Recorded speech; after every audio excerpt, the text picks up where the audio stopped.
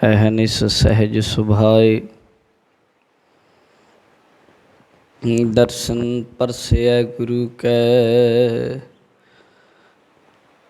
जन्म मरण दुख जाए।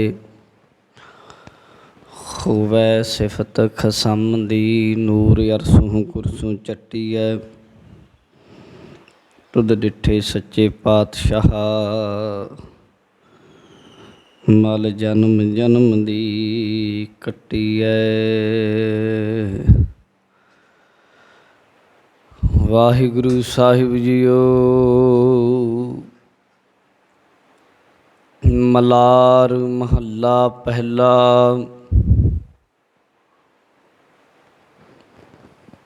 चात्रिक मीन जल ही ते सुख पावै। सारिंग शब्द सुहाई,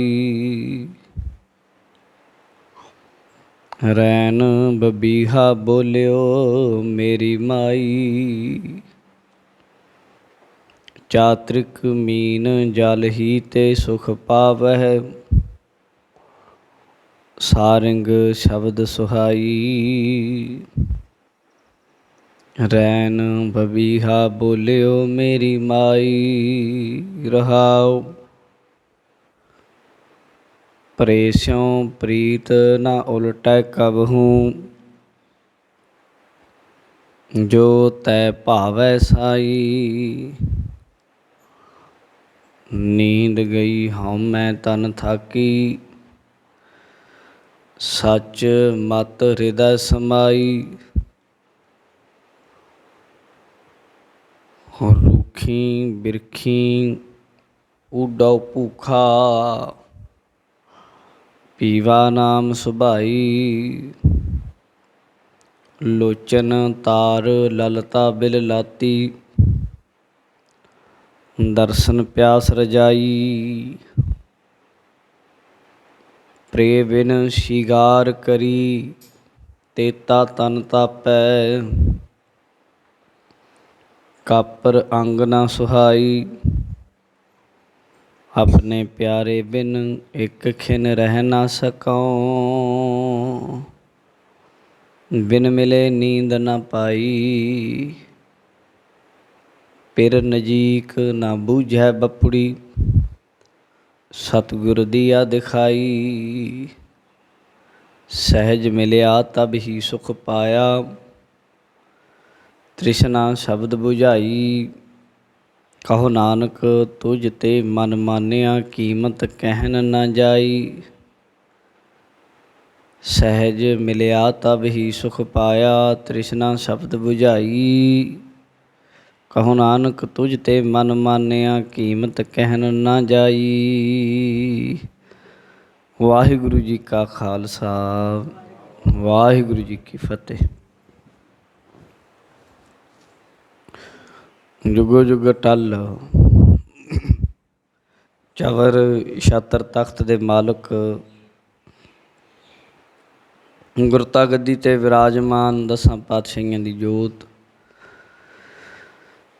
धन धन साहिब सतगुरु श्री गुरु ग्रंथ साहिब जी महाराज जी दी पावन पवित्र हजूरी अंदर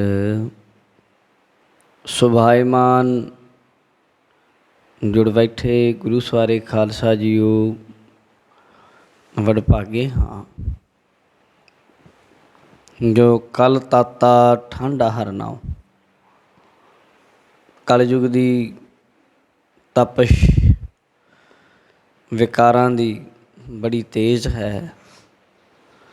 ऐसे भयानक समय दे अंदर गुरु के सिख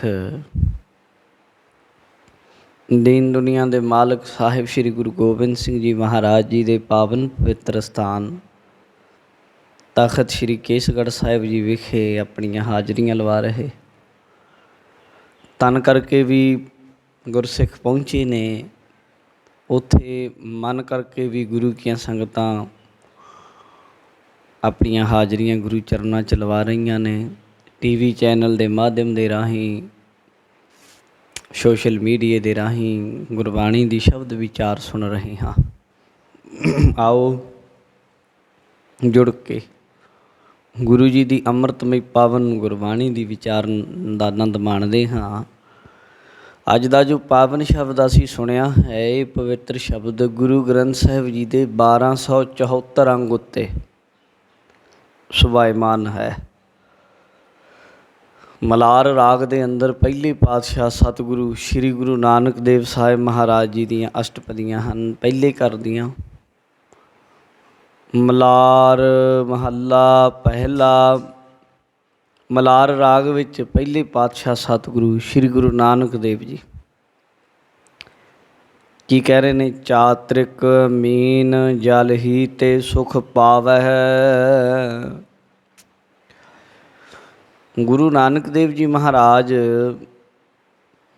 ਕਹਿੰਦੇ ਚਾਤ੍ਰਿਕ ਮੀਨ ਜਲ ਹੀ ਤੇ ਸੁਖ ਪਾਵੈ। ਚਾਤ੍ਰਿਕ ਕਹਿੰਦੇ ਬਬੀਹੇ ਨੂੰ, ਮੀਨ ਤੇ ਮਛਲੀ ਆਪਾਂ ਸਾਰੇ ਜਾਣਦੇ ਹੀ ਹਾਂ।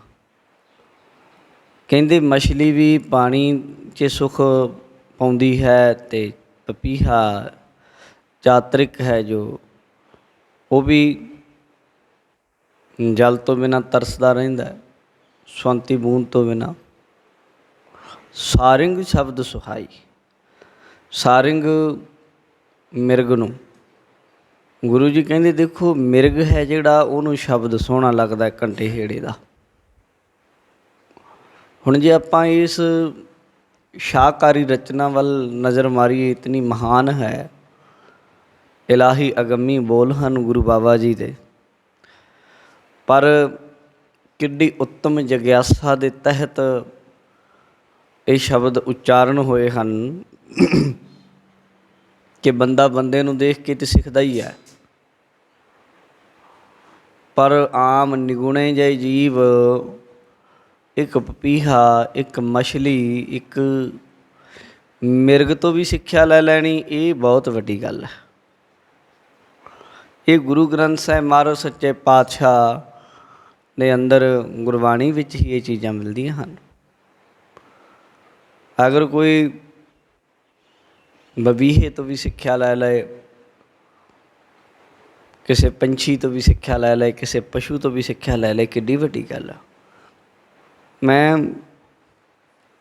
ਇੱਕ ਗ੍ਰੰਥ ਪੜ੍ਹ ਰਿਹਾ ਸੀ, ਚਾਣਕੇ ਰਿਸ਼ੀ ਦਾ ਲਿਖਿਆ ਹੋਇਆ, ਚਾਣਕਿਆ ਨੀਤੀ ਕਹਿ ਦਿੰਦੇ ਆ ਉਹਨੂੰ। ਉਹਦੇ ਵਿੱਚ ਜਦੋਂ ਪੜ੍ਹਿਆ, ਉਹਨੇ ਕੁਝ ਪਸ਼ੂਆਂ ਪੰਛੀਆਂ ਦਾ ਜ਼ਿਕਰ ਕੀਤਾ ਵੀ ਇਹਨਾਂ ਤੋਂ ਕੁਝ ਗੁਣ ਲੈਣੇ ਚਾਹੀਦੇ ਆ। ਉਹਨੇ ਜ਼ਿਕਰ ਕੀਤਾ ਕਾਂ ਤੋਂ ਗੁਣ ਲਓ, ਕੁੱਤੇ ਤੋਂ ਗੁਣ ਲਓ, ਗਧੇ ਤੋਂ ਵੀ ਗੁਣ ਲਓ, ਸ਼ੇਰ ਤੋਂ ਵੀ ਲਓ, ਮੁਰਗੇ ਤੋਂ ਵੀ ਲਓ। ਇੱਦਾਂ ਉਹਨੇ ਆਖਿਆ ਅਤੇ ਨਾਲ ਉਹਨੇ 20 ਗੁਣ ਦੱਸੇ। ਇਨ ਖੱਟ ਕੇ ਗੁਣ 20 ਇਹਨਾਂ 6 ਦੇ ਉਹਨੇ 6 ਇਹਨਾਂ ਦਾ ਜ਼ਿਕਰ ਕੀਤਾ ਅਤੇ 20 ਗੁਣ ਦੱਸੇ। ਕਹਿੰਦਾ ਵੀ ਜਿਹੜਾ ਵੀ ਰਾਜਾ 20 ਗੁਣ ਧਾਰਨ ਕਰ ਲਏਗਾ 6 ਦੇ, ਉਹ ਜਗਤ ਨਾ ਕਾਨ ਕਾਹੂ ਕੀ ਤਰ੍ਹਾਂ ਉਹਦਾ ਰਾਜ ਹੋਏਗਾ, ਉਹ ਰਾਜਾ ਬਣੇਗਾ, ਉਹਨੂੰ ਕੋਈ ਰੋਕ ਨਹੀਂ ਸਕਦਾ ਉਹਦੇ ਰਾਜ ਨੂੰ। ਉਹਦੇ ਵਿੱਚ ਉਹਨੇ ਵੱਖੋ ਵੱਖਰੇ ਸ਼ੇਰ ਦੇ ਦੱਸੇ ਆ। ਸ਼ੇਰ ਦਾ ਜਿਵੇਂ ਦੱਸਿਆ, ਕਾਰਜ ਛੋਟਾ ਕੇ ਵੱਡਾ ਹੋਏ ਤਾਂ ਕਰ ਹੀ ਲੇ, ਜਿਉਂ ਕਿਹਰ ਨਿਰਾਲ ਸੀ ਮਿਰਗ ਕੋ ਜਾਣ ਨਾ ਦੇ। ਕੰਮ ਛੋਟਾ ਹੋਵੇ ਜਾਂ ਵੱਡਾ ਹੋਵੇ ਕਰ ਲਏ। ਜਿਵੇਂ ਸ਼ੇਰ ਆਲਸੀ ਨਹੀਂ ਹੁੰਦਾ, ਜੇ ਸ਼ੇਰ ਆਲਸੀ ਹੋ ਜਾਏ ਤਾਂ ਮਿਰਗ ਕਿੱਥੇ ਫੜੀ ਜਾ ਸਕਦੀ। ਇੱਦਾਂ ਜਿਵੇਂ ਉਹਨੇ ਬਗਲੇ ਦਾ ਗੁਣ ਦੱਸਿਆ, ਇੰਦਰੀ ਸਗਲ ਸਮੇਟ ਕੈ ਬਕ ਜਿਉਂ ਲਾਵੈ ਧਿਆਨ, ਸਮਾਂ ਪਾਏ ਚੁੱਕੈ ਨਹੀਂ ਸੋ ਰਾਜਾ ਬੁੱਧਵਾਨ। ਜਣੀ ਜਿਵੇਂ ਲਾ ਕੇ ਰੱਖਦਾ ਤਾਰ ਬਗਲਾ, ਪਰ ਜਦੋਂ ਮੱਛੀ ਥੱਲੇ ਆਉਂਦੀ ਫੜ ਲੈਂਦਾ। ਕੁਰਕਟਦਾ ਵੀ ਆ, ਅੰਮ੍ਰਿਤ ਵੇਲੇ ਸਵੇਰੇ ਉੱਠਦਾ ਹੈ, ਆਪਣੇ ਸਾਥੀਆਂ ਨੂੰ ਵੀ ਜਗਾ ਲੈਂਦਾ, ਸ਼ੁੱਧ ਹੋ ਜਾਂਦਾ ਹੈ। ਆਪਣੀ ਨਾਲ ਦੀ ਜਿਹੜੀ ਉਹਦੀ ਮਾਦਾ ਹੈ ਉਹਨੂੰ ਵੀ ਭੋਜਨ ਦਿੰਦਾ, ਉਹ ਚੋਗਾ ਦਿੰਦਾ। ਕਾਂ ਦਾ ਵੀ ਹੈ। ਕਾਂ ਕੀ ਹੈ ਕਿ ਕਾਂ ਕਾਲ ਪਾਣ ਤੋਂ ਪੈਣ ਤੋਂ ਪਹਿਲਾਂ ਹੀ ਆਪਣੇ ਕਹਿ ਲਓ ਅਨਾਜ ਵਗੈਰਾ ਇਕੱਠਾ ਕਰਦਾ ਹੈ। ਔਰ ਗੂੜ ਮੈਥੁਨੀ ਧੀਰਜ ਵੀ ਹੈ ਉਹਦੇ ਵਿੱਚ, ਚਲਾਕ ਬੜਾ ਉਹ। ਅਤੇ ਆਪਣਾ ਜਿਹੜਾ ਮੈਥੁਨ ਜੋ ਨਰ ਮਾਦਾ ਦਾ ਮਿਲਾਪ ਹੈ ਬੜੇ ਗੁਪਤ ਤਰੀਕੇ ਵਿੱਚ ਰੱਖਦਾ ਹੈ। ਕੁੱਤੇ ਵਿੱਚ ਵੀ ਗੁਣ ਦੱਸਿਆ ਉਹਨੇ। ਕੁੱਤੇ ਵਿੱਚ ਕੀ ਹੈ ਵੀ ਮਾਲਕ ਦਾ ਵਫਾਦਾਰ ਹੁੰਦਾ, ਖਾਂਦਾ ਬਹੁਤ ਹੈ, ਸੰਤੋਖ ਵੀ ਰੱਖਦਾ। ਗਧੇ ਵਿੱਚ ਵੀ ਉਹਨੇ ਗੁਣ ਦੱਸਿਆ, ਗਰਮੀ ਸਰਦੀ ਸਿਰ 'ਤੇ ਝੱਲਦਾ, ਥੱਕਿਆ ਹੋਇਆ ਤਾਂ ਵੀ ਚੱਲੀ ਜਾਂਦਾ, ਜਦੋਂ ਮਿਲਦਾ ਉਦੋਂ ਖਾਂਦਾ। ਇੱਦਾਂ ਉਹਨੇ ਕਈ ਸਾਰੇ ਜਿਹੜੀ ਗੁਣ ਦੱਸੇ ਆ। ਪਰ ਉਹਨੇ ਇਹ ਗੱਲ ਆਖੀ, ਕਹਿੰਦਾ ਵੀ ਜਿਹੜੇ ਇਹ ਗੁਣ ਨੇ ਇਹਦੇ ਨਾਲ ਬੰਦਾ ਰਾਜਾ ਬਣ ਸਕਦਾ। ਰਾਜਨੀਤੀ ਦੇ ਗੁਣ ਦੱਸਿਆ। ਪਰ ਜਦੋਂ ਗੁਰੂ ਗ੍ਰੰਥ ਸਾਹਿਬ ਦੀ ਬਾਣੀ ਪੜ੍ਹਦੇ ਹਾਂ, ਰਾਜਸੀ ਸੁੱਖ ਹੈ ਜਿਹੜੇ ਉਹ ਕੇਵਲ ਸਰੀਰਕ ਤੱਕ ਹੈ। ਇਹ ਸਰੀਰ ਜਿੰਨਾ ਚਿਰ ਹੈ ਉਨਾ ਚਿਰ ਸੁੱਖ ਹੈ, ਪਰ ਉਦੋਂ ਬਾਅਦ ਆਹ ਸਰੀਰ ਜਦੋਂ ਚਲਾ ਗਿਆ ਫਿਰ ਕੀ ਕਰੋਗੇ? ਫਿਰ ਨਰਕ ਵਿੱਚ ਵੀ ਜਾਣਾ ਪੈ ਸਕਦਾ ਹੈ। ਫਿਰ ਪਤਾ ਨਹੀਂ ਕਿਹੜਾ ਸਰੀਰ ਮਿਲਣਾ ਹੈ, ਅਤੇ ਕੋਈ ਪਤਾ ਨਹੀਂ ਨਾ ਮਰਨ ਤੋਂ ਬਾਅਦ ਕੀ ਬਣਾਂਗੇ, ਇਹ ਸਾਨੂੰ ਨਹੀਂ ਪਤਾ।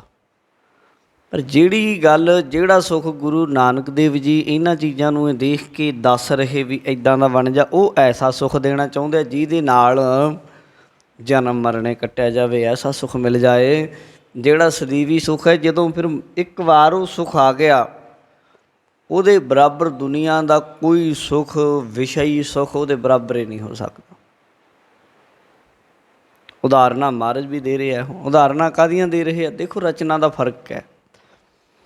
ਉਹ ਗੁਣ ਲੈ ਰਹੇ ਆ ਪਸ਼ੂਆਂ ਤੋਂ, ਪੰਛੀਆਂ ਤੋਂ, ਪਰ ਉਹ ਇਸ ਤਰ੍ਹਾਂ ਦੇ ਗੁਣ ਹੈ ਜਿਹਦੇ ਨਾਲ ਚਲਾਕੀ ਆਵੇ, ਜਿਹਦੇ ਨਾਲ ਤੁਸੀਂ ਦੂਜੇ ਨੂੰ ਲੁੱਟ ਲਓ, ਜਿਹਦੇ ਨਾਲ ਦੂਜੇ ਨੂੰ ਮਾਰ ਲਓ, ਜਿਹਦੇ ਨਾਲ ਤੁਸੀਂ ਕਿਸੇ ਪਦਵੀ 'ਤੇ, ਕਿਸੇ ਅਹੁਦੇ 'ਤੇ, ਕਿਸੇ ਸਿੰਘਾਸਨ 'ਤੇ ਬੈਠ ਜਾਓ ਅਤੇ ਸੁੱਖ ਭੋਗ ਲਓ ਦੁਨੀਆ ਦੇ। ਪਰ ਗੁਰੂ ਮਹਾਰਾਜ ਜੀ ਨੇ ਵੀ ਜ਼ਿਕਰ ਕੀਤਾ ਹੈ ਉਹਨਾਂ ਪਸ਼ੂਆਂ ਦਾ, ਉਹਨਾਂ ਪੰਛੀਆਂ ਦਾ। ਪਕਸ਼ ਨਾਲ, ਖੰਭਾਂ ਨਾਲ ਉੱਡਣ ਵਾਲੇ ਪਕਸ਼ੀ ਹੁੰਦੇ ਹਨ, ਅਤੇ ਉਹਨਾਂ ਦਾ ਜ਼ਿਕਰ ਕੀਤਾ ਮਹਾਰਾਜ ਜੀ ਨੇ। ਪਰ ਉਹਨਾਂ ਨੇ ਹੋਰ ਤਰੀਕੇ ਨਾਲ ਉਹ ਤਰੀਕਾ ਵਰਤਿਆ ਜਿਹਦੇ ਨਾਲ ਪ੍ਰਮਾਤਮਾ ਨਾਲ, ਵਾਹਿਗੁਰੂ ਨਾਲ ਪ੍ਰੇਮ ਬਣ ਜਾਏ। ਟੁੱਟੀ ਹੋਈ ਹੈ ਜਿਹੜੀ, ਉਹ ਗੰਢੀ ਜਾਏ। ਟੂਟੀ ਗਾਢਣਹਾਰ ਸੁਆਮੀ, ਗੰਢਣ ਵਾਲੇ ਹੈ ਗੁਰੂ ਪਾਤਸ਼ਾਹ ਜੀ। ਹੁਣ ਉਦਾਹਰਨ ਦੇ ਰਹੇ, ਕਹਿੰਦੇ ਚਾਤ੍ਰਿਕ ਮੀਨ ਜਲ ਹੀ ਤੇ ਸੁਖ ਪਾਵੈ। ਦੇਖੋ ਤਾਂ ਮਹਾਰਾਜ ਕਹਿੰਦੇ ਬਬੀਹਾ ਕਿਵੇਂ ਤੜਫਦਾ ਪਿਆ। ਪਾਣੀ ਸਵੰਤੀ ਬੂੰਦ ਦੀ ਇੱਛਾ ਹੈ ਉਹਦੇ ਅੰਦਰ, ਉਹ ਤੋਂ ਬਿਨਾਂ ਉਹਨੂੰ ਸੁੱਖ ਨਹੀਂ ਮਿਲਦਾ। ਮੀਨ ਮਛਲੀ ਵੀ ਕਿਤੇ ਪਾਣੀ ਤੋਂ, ਜੀਵਨ ਪਾਣੀ ਹੈ ਉਹਦਾ, ਜਲ ਵਿੱਚ ਹੀ ਰਹਿੰਦੀ ਹੈ। ਜਿਉਂ ਅਧਿਕ ਉਹ ਤੋਂ ਸੁੱਖ ਘਣਾ, ਜਿਉਂ ਜਿਉਂ ਪਾਣੀ ਵੱਧਦਾ ਜਾਂਦਾ ਤਿਉਂ ਤਿਉਂ ਉਹ ਸੁਖੀ ਹੁੰਦੀ ਹੈ। ਸਾਰਿੰਗ ਸ਼ਬਦ ਸੁਹਾਈ, ਸਾਰਿੰਗ ਇੱਕ ਮਿਰਗ ਹੈ। ਮਿਰਗ ਦੇ ਵਿੱਚ ਇੱਕ ਇਹ ਪਸ਼ੂ ਹੈ ਮਿਰਗ ਦੇ ਵਿੱਚ ਇੱਕ ਬੜੀ ਖਿੱਚ ਹੁੰਦੀ ਆ ਕੰਡੇ ਹੇੜੇ ਦੇ ਸ਼ਬਦ ਦੇ ਵੱਲ। ਘੜਾ ਹੇੜਾ ਕਹਿ ਦਿੰਦੇ ਆ ਪੰਖ ਨੂੰ, ਮੋਰ ਦੇ ਪੰਖ ਨੂੰ। ਘੜੇ ਦੇ ਉੱਤੇ ਖੱਲ ਜੀ ਬੰਨ੍ਹ ਲੈਂਦੇ ਆ ਮੂੰਹ ਦੇ ਉੱਤੇ, ਉਹਦੇ ਵਿੱਚ ਥੋੜ੍ਹੀ ਜਿਹੀ ਗਲੀ ਕੱਢ ਕੇ ਮੋਰ ਦਾ ਖੰਭ ਉੱਤੇ ਥੱਲੇ ਮਾਰਦੇ ਆ, ਨਾਲ ਨਾਲ ਉਹਦੇ ਹੱਥ ਮਾਰੀ ਜਾਂਦੇ ਆ। ਉਹਦੇ ਵਿੱਚੋਂ ਜਿਹੜੀ ਆਵਾਜ਼ ਨਿਕਲਦੀ ਨਾ, ਕੋਈ ਬੜੀ ਅਨੋਖੀ ਜਿਹੀ ਆਵਾਜ਼ ਹੈ। ਸ਼ਿਕਾਰੀ ਲੋਕਾਂ ਨੂੰ ਆਉਂਦੀ ਆ, ਉਹ ਵਜਾਉਂਦੇ ਉਸ ਤਰੀਕੇ ਦੇ ਨਾਲ। ਮਿਰਗ ਹੈ ਜਿਹੜਾ, ਫਿਰ ਉਹ ਤੁਰਦਾ ਨਹੀਂ, ਬੰਨ੍ਹਿਆ ਜਾਂਦਾ, ਉੱਥੇ ਹੀ ਖੜ੍ਹ ਜਾਂਦਾ। ਹੁਣ ਅੱਗੇ ਉਦਾਹਰਨ ਕੀ ਦੇ ਰਹੇ? ਰੈਣ ਬਬੀਹਾ ਬੋਲਿਓ ਮੇਰੀ ਮਾਈ। ਮੇਰੀ ਮਾਂ ਰਾਤੀ ਬਬੀਹਾ ਜਦੋਂ ਬੋਲਿਆ ਨਾ, ਆਹਾ, ਮੇਰੇ ਅੰਦਰ ਨੂੰ ਧੂ ਪੈ ਗਈ। ਇੰਨੇ ਬਰਾਗ ਵਿੱਚ ਰਾਤੀ ਬਬੀਹਾ ਬੋਲਿਆ, ਇੰਨਾ ਉਹਦੀ ਆਵਾਜ਼ ਦੇ ਵਿੱਚ ਐਸੀ ਕਸ਼ਿਸ਼ ਸੀ, ਤਰਸਦਾ ਪਿਆ ਸੀ। ਉਹ ਬਬੀਹੇ ਨੂੰ ਵੇਖ ਕੇ ਮੇਰੇ ਮਨ ਵਿੱਚ ਖਿੱਚ ਪੈ ਗਈ ਕਿ ਬਬੀਹਾ ਇੱਕ ਪੰਛੀ ਹੋ ਕੇ ਐਡਾ ਛੋਟਾ ਜਿਹਾ, ਇਹਦੇ ਅੰਦਰ ਕਿੰਨੀ ਖਿੱਚ ਹੈ ਸਵੰਤੀ ਬੂੰਦ ਨੂੰ ਲੈ ਕੇ। ਮਛਲੀ ਅੰਦਰ ਆਪਣੇ ਪ੍ਰਾਣਾਂ ਦਾ ਪਤੀ ਪਾਣੀ ਆ, ਉਹਦੇ ਲਈ ਕਿੰਨੀ ਖਿੱਚ ਹੈ। ਔਰ ਇੱਕ ਮਿਰਗ ਦੇ ਅੰਦਰ ਉਸ ਕੰਡੇ ਹਿੜੇ ਦੇ ਸ਼ਬਦ ਦਾ ਕਿੰਨਾ ਪਿਆਰ ਹੈ। ਇਹ ਮੇਰੀ ਮਾਂ ਬਵੀਹਾ ਜਦੋਂ ਰਾਤੀ ਬੋਲਿਆ ਮੈਨੂੰ ਸੋਚਣ ਲਈ ਮਜਬੂਰ ਕਰ ਗਿਆ। ਰਹਾਓ ਕੀ ਕਹਿੰਦੇ ਅੱਗੇ ਗੁਰੂ ਨਾਨਕ ਦੇਵ ਮਹਾਰਾਜ ਕਹਿੰਦੇ, ਜਲ ਹੀ ਤੇ ਸੁਖ ਪਾਵੈ ਸਾਰਿੰਗ। ਕੀ ਕਹਿੰਦੇ ਨੇ ਰਹਾਓ, ਪ੍ਰੇ ਸਿਉ ਪ੍ਰੀਤ ਨਾ ਉਲਟੈ ਕਬਹੂ। ਇਹ ਜਿਹੜੇ ਪੰਛੀ ਹੈ, ਇਹ ਜਿਹੜੇ ਪਸ਼ੂ ਹੈ, ਦੋਵੇਂ ਤਰ੍ਹਾਂ ਦੇ ਹੈ, ਇਹ ਆਪਣੇ ਲਕਸ਼ ਨੂੰ ਕਿੰਨਾ ਪਿਆਰ ਕਰਦੇ ਆ, ਆਪਣੇ ਪਿਆਰੇ ਨੂੰ। ਇਹਨਾਂ ਦੇ ਅੰਦਰ ਜਿਹੜਾ ਪ੍ਰੇਮ ਹੈ, ਕਿੰਨੀ ਖਿੱਚ ਹੈ। ਪ੍ਰੇ ਸਿਉ ਪ੍ਰੀਤ ਨਾ ਉਲਟੈ ਕਬਹੂ। ਕਿੰਨੀਆਂ ਮਰਜ਼ੀ ਕੋਈ ਦਲੀਲਾਂ ਲੈ ਆਵੇ, ਜਿੰਨਾ ਮਰਜ਼ੀ ਕੋਈ ਸਮਝਾਈ ਜਾਏ ਮਿਰਗ ਨੂੰ। ਮਿਰਗਾਂ 'ਚ ਕਿਹੜਾ ਕੋਈ ਬੁੱਧੀਦਾਰ ਮਿਰਗ ਨਹੀਂ ਹੋਣਗੇ, ਇੱਕ ਦੂਜੇ ਤੋਂ ਅਕਲ ਵਾਲੇ ਵੀ ਹੋਣਗੇ, ਮਾੜੀ ਮੋਟੀ ਸਮਝ ਉਹਨਾਂ 'ਚ ਵੀ ਤਾਂ ਕੋਈ ਨਾ ਕੋਈ ਫਰਕ ਹੋਏਗਾ। ਮਿਰਗਾਂ ਨੂੰ ਕੋਈ ਸਮਝਾਵੇ ਵੀ ਤੂੰ ਕੀ ਲੈਣਾ, ਤੈਨੂੰ ਫੜ ਲੈਂਦੇ ਆ ਇਹ ਕੰਡੇ ਹੇੜੇ ਵਾਲੇ, ਇਹ ਸ਼ਿਕਾਰੀ ਹੈ, ਠੱਗ ਹੈ, ਮਾਰ ਲੈਂਦੇ ਆ। ਪਰ ਮਿਰਗ ਨਹੀਂ ਪਿੱਛੇ ਟਲਦਾ। ਪਪੀਹਾ ਕਈ ਵਾਰੀ ਤਰਸਦਾ ਤਰਸਦਾ ਮਰੇ ਜਾਂਦਾ ਹੈ, ਪਾਣੀ ਤੋਂ ਬਿਨਾਂ ਨਹੀਂ ਮਿਲਦੀ ਸਵੰਤੀ ਬੂੰਦ, ਮਰੇ ਜਾਂਦਾ ਹੈ। ਮੁੱਦਤਾਂ ਤੋਂ ਵੀ ਮਰਦੇ ਆਏ ਨੇ, ਸਦੀਆਂ ਤੋਂ ਪਪੀਹੇ ਸਵੰਤੀ ਬੂੰਦ ਤੋਂ ਬਿਨਾਂ ਮਰ ਜਾਂਦੇ ਆ, ਮਰਦੇ ਹੀ ਆਏ ਆ। ਮਛਲੀ ਨੂੰ ਪਾਣੀ ਤੋਂ ਬਾਹਰ ਕੱਢ ਦਿਓ, ਮਛਲੀ ਮਰੀ ਜਾਏਗੀ। ਮਿਰਗ ਨੂੰ ਕੰਡੇ ਹੇੜੇ ਦੇ ਸ਼ਬਦ ਦੇ ਨਾਲ ਫੜਿਆ ਹੀ ਜਾਂਦਾ ਹੈ, ਫੜ ਕੇ ਵੱਢ ਦਿਓ, ਮਰ ਜਾਏਗਾ, ਮਰ ਹੀ ਜਾਂਦਾ ਹੈ। ਪਰ ਕੀ ਕਦੇ ਅੱਜ ਤੱਕ ਕਦੇ ਕਿਸੇ ਮਿਰਗ ਨੇ ਗੱਲ ਆਖੀ ਅੱਜ ਤੋਂ ਲਓ ਜੀ ਆਹ ਕੱਢੀ ਲੈਣ? ਅੱਜ ਤੋਂ ਨਹੀਂ ਮੰਨਣਾ ਕੰਡੇ ਹੇੜੇ ਦੇ ਸ਼ਬਦ ਨੂੰ। ਕਿਉਂ? ਇਹਦੇ ਨਾਲ ਤਾਂ ਮੌਤ ਬੜੀ ਹੋਈ ਹੈ, ਮਰੇ ਬੜੇ ਆ ਸਾਡੇ ਪੁਰਾਣੇ। ਪਪੀਹਾ ਆਖੇ ਜੀ ਨਹੀਂ ਅੱਜ ਤੋਂ ਨਹੀਂ ਨਾ। ਮਹਾਰਾਜ ਕਹਿੰਦੇ ਦੇਖੋ ਇਹਨਾਂ ਦੇ ਅੰਦਰ ਕੈਸੀ ਕਸ਼ਿਸ਼ ਹੈ ਮੇਰੀ ਮਾਂ। ਪ੍ਰੇ ਸਿਉ ਪ੍ਰੀਤ ਨਾ ਉਲਟੈ ਕਬਹੂ। ਆਪਣੇ ਪਿਆਰੇ ਵੱਲ ਪ੍ਰੀਤ ਕਦੇ ਵੀ ਨਹੀਂ ਛੱਡਦਾ ਹੈ। ਜੋ ਤੈ ਭਾਵੈ ਸਾਈ। ਇਹ ਕਹਿੰਦੇ ਆ ਉਹ ਆਪਣੇ ਪਿਆਰੇ ਵੱਲ ਪ੍ਰੀਤ ਨਹੀਂ ਛੱਡਦੇ, ਅਤੇ ਮੇਰੇ ਵਾਹਿਗੁਰੂ ਮੈਂ ਕਿਉਂ ਛੱਡ ਦਿੰਦਾ ਛੋਟੀ ਜਿਹੀ ਗੱਲ 'ਤੇ। ਮੈਨੂੰ ਕੋਈ ਥੋੜ੍ਹਾ ਜਿਹਾ ਦੁੱਖ ਮਿਲੇ ਅਤੇ ਮੈਂ ਕਹਿਣਾ ਲਓ ਜੀ ਅੱਜ ਤੋਂ ਨਹੀਂ ਮੈਂ ਗੁਰਦੁਆਰੇ ਜਾਣਾ। ਕਿਸੇ ਬੰਦੇ ਨੇ ਕੋਈ ਗੱਲ ਕਹਿ ਦਿੱਤੀ, ਲਓ ਜੀ ਮੈਂ ਨਹੀਂ ਜੀ ਜਾਣਾ, ਉੱਥੇ ਤਾਂ ਆਹ ਹੁੰਦਾ ਹੈ, ਉੱਥੇ ਤਾਂ ਆਹ ਬੰਦਾ ਹੈ। ਕੋਈ ਥੋੜ੍ਹਾ ਜਿਹਾ ਦੁੱਖ ਆ ਗਿਆ, ਲਓ ਦੁੱਖ ਕਾਹਨੂੰ ਆ ਗਏ। ਥੋੜ੍ਹੀ ਜਿਹੀ ਫੋੜਾ ਹੋ ਗਿਆ, ਫਿੰਸੀ ਹੋ ਗਈ, ਅਤੇ ਕੀ ਜੇ ਮੈਂ ਗੁਰਦੁਆਰੇ ਜਾਵਾਂ ਅਤੇ ਮੇਰੇ ਫੋੜੇ ਫਿੰਸੀਆਂ ਕਿਉਂ ਹੁੰਦੀਆਂ ਨੇ, ਬੁਖਾਰ ਮੈਨੂੰ ਕਿਉਂ ਚੜ੍ਹਦਾ, ਮੈਂ ਗੁਰਦੁਆਰੇ ਜਾਂਦਾ। ਇੱਦਾਂ ਦੀਆਂ ਛੋਟੀਆਂ ਛੋਟੀਆਂ ਜਿਹਨਾਂ ਨੂੰ ਸਮਝ ਆ ਗਈ ਫਿਰ ਉਹ ਨਹੀਂ ਟਲੇ।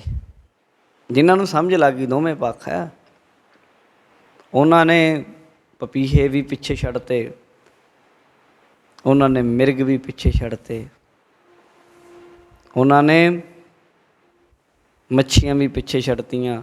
ਖੋਪੜ ਲਾ ਦੇਣਾ ਕਿਸੇ ਬੰਦੇ ਦਾ ਇਮੈਜਿਨ ਕਰ ਸਕਦੇ ਹੋ ਤੁਸੀਂ? ਸੋਚੋ ਸਾਹਮਣੇ ਬੰਦੇ ਦਾ ਖੋਪੜ ਲਾ ਦੇਣਾ, ਪੁੱਛਣਾ ਵੀ ਕੇਸ ਚਾਹੀਦੇ, ਕਤਲ ਕਰ ਦਿਓ ਕਿ ਉਹ ਕਹਿੰਦਾ ਨਹੀਂ ਕੇਸ ਨਹੀਂ ਮੈਂ ਕਤਲ ਕਰਾਉਣੇ, ਮੇਰਾ ਖੋਪੜ ਭਾਵੇਂ ਲੱਥ ਜੇ। ਕੇਸ ਬੰਦੇ ਦੇ ਫੜ ਕੇ ਕੇਸ ਨਾ ਕੱਟਣੇ, ਖੋਪੜ ਲਾ ਦੇਣਾ ਬੰਦੇ ਦਾ ਰੰਬੀ ਦੇ ਨਾਲ। ਕਿੰਨਾ ਔਖਾ ਹੈ। ਪਰ ਉਹ ਬੰਦਾ ਅਰਦਾਸਾਂ ਕਰ ਰਿਹਾ ਹੋਵੇ, ਸ਼ੁਕਰ ਹੈ ਵਾਹਿਗੁਰੂ ਹੈ ਕਲਗੀਧਰ ਪਿਤਾ ਤੇਰਾ, ਤੂੰ ਮੇਰੀ ਸਿੱਖੀ ਬਚਾ ਲਈ, ਮੇਰੇ ਕੇਸ ਬਚਾ ਲਏ। ਅੱਜ ਦਾ ਕੋਈ ਤਰਕਸ਼ੀਲ ਸਿੱਖ ਹੁੰਦਾ ਉਹਨੇ ਤਾਂ ਕਹਿਣਾ ਸੀ ਤੇ ਘਰ ਦੀ ਖੇਤੀ ਇੱਕ ਵਾਰ ਕੱਟੇ ਗਏ ਮੁੜ ਕੇ ਫੇਰ ਆ ਜਾਣਗੇ, 6 ਮਹੀਨਿਆਂ ਬਾਅਦ ਫੇਰ ਉਦੋਂ ਵੱਡੇ ਹੋਣਗੇ, ਕੋਈ ਨਾ ਬਚ ਲੈ। ਨਾਲੇ ਉਹਨੇ ਕਹਿਣਾ ਸੀ ਐਂ ਕਹਦੇ ਮੈਂ ਕਿਹੜਾ ਸਿੱਖਾਂ ਜੀ, ਨਾਲੇ ਸੱਚ ਝੂਠ ਕਿਹੜਾ ਕੋਈ ਹੁੰਦਾ ਹੈ। ਉਹਨੇ ਇਹ ਕਹਿ ਦੇਣਾ ਸੀ ਤਾਂ ਤੁਹਾਡੀ ਭਾਵਨਾ 'ਤੇ ਹੈ। ਅੱਜ ਦੇ ਸਿੱਖ ਨੇ ਤਾਂ ਇਹ ਗੱਲ ਕਹਿ ਦੇਣੀ ਸੀ। ਤੁਸੀਂ ਬੋਲਦੇ ਕੀ ਇਹਦੇ ਨਾਲ ਕੁਛ ਨਹੀਂ, ਤੁਹਾਡੀ ਭਾਵਨਾ ਕੀ ਹੈ। ਪਰ ਨਹੀਂ, ਇਹ ਚਤਰਾਈਆਂ ਨੇ, ਚਲਾਕੀਆਂ ਨੇ। ਉਹਨੇ ਆਖਿਆ ਸਿੱਖ ਹੈ ਤੇ ਸਿੱਖ ਹੈ, ਬਸ ਹੈਗੇ ਆ। ਉਹਨੇ ਆਖਿਆ ਕੇਸ, ਕੇਸ ਤੇ ਗੁਰੂ ਦੀ ਮੋਹਰ ਹੈ, ਕੇਸ ਨਹੀਂ। ਫਿਰ ਖੋਪੜ ਲਾ ਦਿੰਦੇ ਆ, ਉਹ ਕਹਿੰਦਾ ਲਾ ਦੇ। ਲੋਹੇ ਦੀਆਂ ਤਾਰਾਂ ਵੀ ਬਣੀਆਂ। ਇਹ ਵੀ ਕੋਈ ਪਿੱਛੇ ਅੱਤ ਕਥਨੀ ਨਹੀਂ। ਜਦੋਂ ਕੋਈ ਖੋਪੜ ਦੇਣ ਨੂੰ ਤਿਆਰ ਹੋਵੇ, ਉਹਦੇ ਲਈ ਲੋਹੇ ਦੀਆਂ ਤਾਰਾਂ ਵੀ ਬਣ ਜਾਣਗੇ ਕੇਸ। ਅਤੇ ਜਿਹੜਾ ਤਰਕਾਂ ਕੁਤਰਕਾਂ ਕਰਨ ਨੂੰ ਹੋਵੇ, ਉਹਦੇ ਮਹਾਰਾਜ ਨੇ ਜਿਹੜੇ ਹੈਗੇ ਉਹ ਵੀ ਝਾੜ ਲੈਣੇ ਆ ਪਹਿਲਾਂ ਹੀ। ਉਹਨੇ ਕਹਿਣਾ ਜਾ ਕਰ ਐਸ਼ ਲੈ ਆਨੰਦ। ਸੱਚੇ ਪਾਤਸ਼ਾਹ ਜੀ ਕਹਿ ਰਹੇ ਹਨ, ਕਹਿੰਦੇ ਉਹਨਾਂ ਦੀ ਪ੍ਰੀਤ ਨਹੀਂ ਉਲਟਦੀ ਆਪਣੇ ਪਤੀ ਤੋਂ, ਆਪਣੇ ਵਾਹਿਗੁਰੂ ਤੋਂ। ਐਸੇ ਪਸ਼ੂ, ਐਸੇ ਪਕਸ਼ੀ ਵੇਖੇ ਹਨ। ਅਤੇ ਫਿਰ ਗੁਰਮੁਖ ਵੀ ਫਿਰ ਇੱਦਾਂ ਹੀ ਕਹਿੰਦਾ, ਜੋ ਤੈ ਭਾਵ ਹੈ ਸਾਈ। ਹੇ ਮੇਰੇ ਵਾਹਿਗੁਰੂ, ਜੋ ਫਿਰ ਤੈਨੂੰ ਪਾਉਂਦਾ ਉਹੀ ਹੋਵੇ। ਫਿਰ ਮੈਂ ਵੀ ਆਪਣੇ ਵਿੱਚ ਕੁਝ ਨਹੀਂ ਕਰਨਾ। ਮੈਂ ਕਿਉਂ ਪਿੱਛੇ ਹਟਾਂ, ਮੈਂ ਵੀ ਨਹੀਂ ਹਟਣਾ। ਹੇ ਮੇਰੇ ਸਾਈਂ, ਹੇ ਮੇਰੇ ਮਾਲਕ, ਜੋ ਤੁਧ ਭਾਵੈ ਸਾਈ ਭਲੀਕਾਰ। ਤੂੰ ਸਦਾ ਸਲਾਮਤ ਨਿਰੰਕਾਰ। ਜੋ ਤੈਨੂੰ ਪਾਉਂਦਾ ਉਹੀ ਠੀਕ ਹੈ ਕੰਮ। ਜੋ ਤੂੰ ਮੈਨੂੰ ਦੇ ਦਿੱਤਾ, ਇਹ ਤੋਂ ਉੱਤੇ ਹੋਰ ਹੈ ਕੀ, ਬਸ ਠੀਕ ਹੈ। ਇਸ ਤਰੀਕੇ ਗੁਰਮੁਖ ਜਨ ਹਮੇਸ਼ਾ ਜਾਣੀ ਆਪਣੇ ਪ੍ਰਭੂ ਨਾਲ ਜੁੜਦੇ ਆ, ਰੱਬ ਨਾਲ ਜੁੜਦੇ ਆ। ਆਲੇ ਦੁਆਲੇ ਦੀਆਂ ਚੀਜ਼ਾਂ ਨੂੰ ਵੇਖ ਕੇ ਵੀ, ਕੁਦਰਤ ਨੂੰ ਵੀ ਵੇਖਦੇ ਆ, ਤਾਂ ਵੀ ਰੱਬ ਨਾਲ ਜੁੜਦੇ ਆ। ਕੁਦਰਤ ਦੇ ਕਿੰਨੇ ਸੋਹਣੇ ਨਕਸ਼ੇ ਬੰਨੇ ਆ ਮਹਾਰਾਜ ਨੇ। ਕਹਿੰਦੇ ਬਬੀਹਾ ਬੋਲਦਾ ਹੈ, ਮਛਲੀ ਪਾਣੀ 'ਚ ਰਹਿੰਦੀ ਹੈ, ਮਿਰਗ ਘੰਟੇ ਹੇੜੇ ਦੇ ਸ਼ਬਦ ਸੁਣਦੇ ਆ। ਕੁਦਰਤ ਦਾ ਕਿਤਨਾ ਸੋਹਣਾ ਨਕਸ਼ਾ ਹੈ। ਅੰਮ੍ਰਿਤ ਵੇਲੇ ਬਬੀਹਾ ਬੋਲਿਆ, ਹੈ ਨਾ, ਰੈਨ ਬਬੀਹਾ ਬੋਲਿਓ ਮੇਰੀ ਮਾਈ, ਬਾਬੀਹਾ ਅੰਮ੍ਰਿਤ ਵੇਲਾ ਬੋਲਿਆ। ਕੁਦਰਤ ਦੇ ਕਿੰਨੇ ਸੋਹਣੇ ਸੁਹੱਪਣ ਨੂੰ ਗੁਰੂ ਸਾਹਿਬ ਨੇ ਇੱਥੇ ਕਹਿ ਲਓ ਰੂਪਵਾਨ ਕਰਕੇ ਅੰਕਿਤ ਕੀਤਾ। ਪਰ ਉਸ ਚੀਜ਼ ਤੋਂ ਕੁਝ ਸਿੱਖਿਆ ਲੈਣੀ, ਪਿਆਰ ਪਾਉਣਾ ਪਰਮਾਤਮਾ ਦੇ ਨਾਲ, ਰੱਬ ਦੇ ਨਾਲ। ਕੀ ਕਹਿੰਦੇ ਪ੍ਰੇਸਿਓ ਪ੍ਰੀਤ ਨਾ ਉਲਟਾ ਕੰਮ ਹੂੰ। ਇਹਨਾਂ ਦੀ ਪਿਆਰੇ ਨਾਲੋਂ ਪ੍ਰੀਤ ਕਦੇ ਨਹੀਂ ਉਲਟੀ। ਮਿਰਗ ਨੇ ਆਪਣਾ ਆਪਾ ਬਣਾ ਲਿਆ, ਕੰਡੇ ਹੇੜੇ ਦਾ ਸ਼ਬਦ ਸੁਣ ਕੇ ਕਦੇ ਪਿੱਛੇ ਨਹੀਂ ਹਟਿਆ। ਮੁੱਦਤਾਂ ਤੋਂ ਕਦੇ ਨਹੀਂ ਹਟਿਆ ਵੀ ਐਤਕੀ ਤਾਂ ਪਿੱਛੇ ਰਹਾਂਗੇ ਬਈ। ਪਿਛਲੀ ਵਾਰੀ ਤਾਂ ਮਿਰਗ ਕਹਿੰਦਾ ਫੜ ਲਿਆ ਸੀ ਮੇਰਾ ਫਲਾਣਾ ਰਿਸ਼ਤੇਦਾਰ, ਉਹਨੇ ਸ਼ਿਕਾਰੀ ਨੇ, ਹੁਣ ਨਹੀਂ, ਹੁਣ ਪਿੱਛੇ ਰਹਾਂਗੇ। ਹੁਣ ਕੰਡੇ ਹੇੜੇ ਨੂੰ ਨਹੀਂ ਸੁਣਨਾ, ਕੰਨਾਂ 'ਚ ਉਂਗਲੀਆਂ ਦੇ ਲਾਂਗੇ। ਜੇ ਸੁਣਨਾ ਹੀ ਨਹੀਂ ਭੱਜਾਂਗੇ ਦੂਰ। ਲਓ ਵੀ, ਮਛਲੀ ਕਹੇਗੀ ਹੁਣ ਪਾਣੀ ਨਹੀਂ ਪਾਉਣਾ, ਪਾਣੀ ਨਾਲ ਪਿਆਰ ਨਹੀਂ ਪਾਉਣਾ। ਬਬੀਹਾ ਕਹੇਗਾ ਕੋਈ ਨਾ, ਚਾਰੇ ਪਾਸੇ ਪਾਣੀ ਹੈ, ਪੀ ਲੈਂਦੇ ਹਾਂ, ਕੀ ਲੈਣਾ ਸਵਾਂਤੀ ਤੋਂ। ਕਦੇ ਸੁਣਿਆ ਵੀ ਐਸਾ ਹੋਇਆ? ਨਹੀਂ। ਫਿਰ ਸਭ ਤੋਂ ਜਿਹੜੀ ਜ਼ਬਰਦਸਤ ਚੀਜ਼ ਹੈ ਪਤੰਗਾ।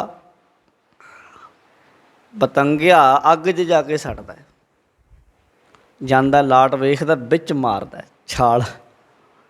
ਉਹ ਤੋਂ ਵੱਧ ਕੇ ਕਿਹੜਾ ਕੁਰਬਾਨੀ ਦੇ ਸਕਦਾ ਹੈ ਐਡੀ ਵੱਡੀ। ਕੋਲ ਪਏ ਹੁੰਦੇ ਆ ਭਮੱਕੜ ਭੁੰਨੇ ਹੋਏ ਥੱਲੇ, ਦਿਖਦੇ ਵੀ ਆ ਉਹਨੂੰ। ਕਿਹੜਾ ਅੱਖਾਂ ਨਹੀਂ ਦਿੱਤੀਆਂ, ਰੱਬ ਨੇ ਦਿੱਤੀਆਂ ਨੇ। ਜੇ ਅੱਖਾਂ ਨੇ ਤਾਂ ਹੀ ਤਾਂ ਭੱਜਿਆ ਜਾਂਦਾ ਅੱਗ ਵੱਲ। ਅੱਖਾਂ ਦੀ ਤਾਂ ਖਿੱਚ ਹੈ, ਉਹਦੀ ਕਸ਼ਿਸ਼ ਹੈ, ਲਾਈਟ। ਪਰ ਜਾਂਦਾ ਹੈ, ਸੜਦਾ ਹੈ। ਮਹਾਰਾਜ ਕਹਿੰਦੇ ਇਹਨਾਂ ਤੋਂ ਸਿੱਖਿਆ ਮਿਲਦੀ ਹੈ ਕਿ ਪ੍ਰੇਸਿਓ ਪ੍ਰੀਤ ਨਾ ਉਲਟਾ ਕਬਹੂ। ਭਾਵੇਂ ਜੋ ਮਰਜ਼ੀ ਹੋ ਜੇ, ਆਪਣੇ ਪਿਆਰੇ ਤੋਂ ਪਿੱਛੇ ਨਹੀਂ ਮੁੜਿਆ ਜਾ ਸਕਦਾ। ਇੱਦਾਂ ਹੀ ਗੁਰਮੁਖ ਨਹੀਂ ਮੁੜਦੇ। ਜੋ ਤੈ ਭਾਵੈ ਸਾਈ, ਅੱਗੇ ਵਾਹਿਗੁਰੂ ਜੋ ਤੇਰੀ ਰਜਾ ਉਹ ਤੇਰੀ ਮਰਜ਼ੀ। ਪਰ ਗੁਰੂ ਕੇ ਸਿੱਖ ਲਾਈਨ ਖਿੱਚ ਕੇ ਚੱਲ ਗਏ। ਕਹਿੰਦੇ ਆਹ ਬਾਬਾ ਦੀਪ ਸਿੰਘ ਨੇ ਖਿੱਚਤੀ ਲਾਈਨ ਖੰਡੇ ਨਾਲ। ਕਹਿੰਦੇ ਆਹ ਦੇਖੋ, ਜਿਹਨੇ ਜਾਣਾ ਅੱਗੇ ਰੱਬ ਨੂੰ ਪਤਾ ਜਿਉਂਦੇ ਰਹਿਣਾ ਕਿ ਮਰਨਾ। ਆਹ ਖਿੱਚਤੀ ਲਾਈਨ। ਜਿਹਨੂੰ ਜਾਨ ਪਿਆਰੀ ਹੈ ਰਹਿ ਜਾਓ, ਜਿਹਨੂੰ ਨਹੀਂ ਆ ਜਾਓ। ਗੁਰੂ ਕੇ ਸਿੰਘ ਮਿਰਗ ਦੀ ਤਰ੍ਹਾਂ ਮਾਰ ਮਾਰ ਛਾਲਾਂ ਲਾਈਨ ਟੱਪ ਕੇ। ਕਹਿੰਦੇ ਸਭ ਨੂੰ ਗੁਰੂ ਪਿਆਰਾ, ਜਾਨ ਕਿਸੇ ਨੂੰ ਪਿਆਰੀ ਨਹੀਂ। ਜਦੋਂ ਇਸ ਤਰੀਕੇ ਕੋਈ ਲਾਈਨ, ਮੌਤ ਦੀ ਲਾਈਨ ਟੱਪ ਕੇ ਅੱਗੇ ਲੰਘਦਾ, ਜ਼ਿੰਦਗੀ ਅਤੇ ਮੌਤ ਦੀ ਲਾਈਨ ਸੀ ਉਹ। ਕੋਈ ਵੰਡੀਆਂ ਨਹੀਂ ਸੀ ਵੀ ਇੱਧਰਲੀ ਮੇਰੀ, ਇੱਧਰਲੀ ਤੇਰੀ। ਜਦੋਂ ਜ਼ਿੰਦਗੀ ਅਤੇ ਮੌਤ ਦੀ ਲਾਈਨ ਟੱਪ ਕੇ ਕੋਈ ਗੁਰੂ ਵੱਲ ਜਾਂਦਾ, ਫਿਰ ਗੁਰੂ ਉੱਥੇ ਕਲਾ ਵਰਤਾ ਦਿੰਦਾ ਹੈ। ਉੱਥੇ ਬਿਨਾਂ ਧੜ ਤੋਂ ਥੇਲੀ 'ਤੇ ਰੱਖ ਕੇ ਵੀ ਦੁਸ਼ਮਣਾਂ ਨਾਲ ਲੜਨ ਦੀ ਤਾਕਤ ਗੁਰੂ ਬਖਸ਼ਦਾ ਹੈ। ਤੇ ਮੇਰੇ ਵਰਗਾ ਬੰਦਾ ਤਰਕਾਂ ਦੇ ਤੀਰਾਂ ਨਾਲ ਕੋਈ ਆਖੇ ਵੀ ਮੈਂ ਆ ਕਰ ਲੂੰਗਾ, ਇੱਦਾਂ ਨਹੀਂ ਹੋਣਾ। ਆਹ ਕੰਮ ਨਹੀਂ ਬਣਨਾ। ਕੰਮ ਤੇ ਆਪ ਗਵਾਈਐ ਤਾਂ ਸਹੁ ਪਾਈਐ, ਔਰ ਕੈਸੀ ਚਤੁਰਾਈ। ਗੁਰੂ ਪਾਤਸ਼ਾਹ ਜੀ ਕਹਿ ਰਹੇ ਹਨ, ਨੀਂਦ ਗਈ ਹਉਮੈ ਤਨ ਥਾਕੀ, ਸੱਚ ਮਤ ਹਿਰਦੈ ਸਮਾਈ। ਨੀਂਦ ਗਈ ਹਉਮੈ ਤਨ ਥਾਕੀ, ਕਹਿੰਦੇ ਨੀਂਦ ਚਲੀ ਗਈ। ਜਿਹੜਾ ਸੁੱਤਾ ਪਿਆ ਸੀ ਹੁਣ ਉੱਠ ਗਿਆ, ਜਾਗ ਗਿਆ, ਤੇ ਹਉਮੈ ਸਰੀਰ ਦੀ ਸੀ ਜਿਹੜੀ ਉਹ ਥੱਕ ਗਈ। ਜਦੋਂ ਕੋਈ ਥੱਕਦਾ ਹੈ ਉਦੋਂ ਵਿਸ਼ਰਾਮ ਕਰਦਾ ਹੈ। ਮਹਾਰਾਜ ਕਹਿੰਦੇ ਇੱਦਾਂ ਹੀ ਜਿਹੜੀ ਅਗਿਆਨਤਾ ਦੀ ਨੀਂਦ ਹੈ ਉਹ ਗਈ, ਹੁਣ ਨਹੀਂ। ਅਵਿਦਿਆ ਦੀ ਨੀਂਦ ਹੈ ਜਿਹੜੀ, ਇਹ ਨੀਂਦ ਜਿਹੜੀ ਨੀਂਦ ਦੇ ਵਿੱਚ ਮਨ ਸੁੱਤਾ ਪਿਆ ਖਰਾੜੇ ਮਾਰ ਰਿਹਾ, ਮਨ ਸੋਇਆ ਮਾਇਆ ਬਿਸਮਾਦ, ਮਾਇਆ ਵਿੱਚ ਸੁੱਤਾ ਪਿਆ। ਤੇ ਗੁਰੂ ਜੀ ਕਹਿੰਦੇ ਨੀਂਦ ਗਈ। ਬਸ ਜਦੋਂ ਇਹ ਨੀਂਦ ਟੁੱਟ ਗਈ ਗੁਰੂ ਸ਼ਬਦ ਦੇ ਰਾਹੀਂ, ਅਭਿਆਸ ਦੇ ਨਾਲ ਜਾਂ ਪਰਮਾਤਮਾ ਦੇ ਨਾਮ ਦੇ ਨਾਲ, ਇਹ ਨੀਂਦ ਟੁੱਟ ਗਈ, ਉੱਠ ਗਿਆ ਅੰਦਰੋਂ ਜਾਗਿਆ।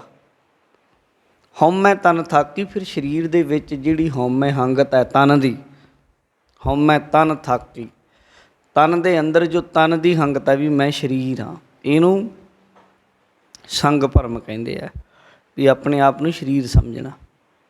ਫਿਰ ਉਹ ਟੁੱਟ ਜਾਂਦੀ ਹੈ। ਫਿਰ ਉਹ ਦੇਖਦਾ ਹੈ ਮੈਂ ਸਰੀਰ ਨਹੀਂ, ਕੋਈ ਹੋਰ ਚੀਜ਼ ਹੈ ਸਰੀਰ ਦੇ ਅੰਦਰ।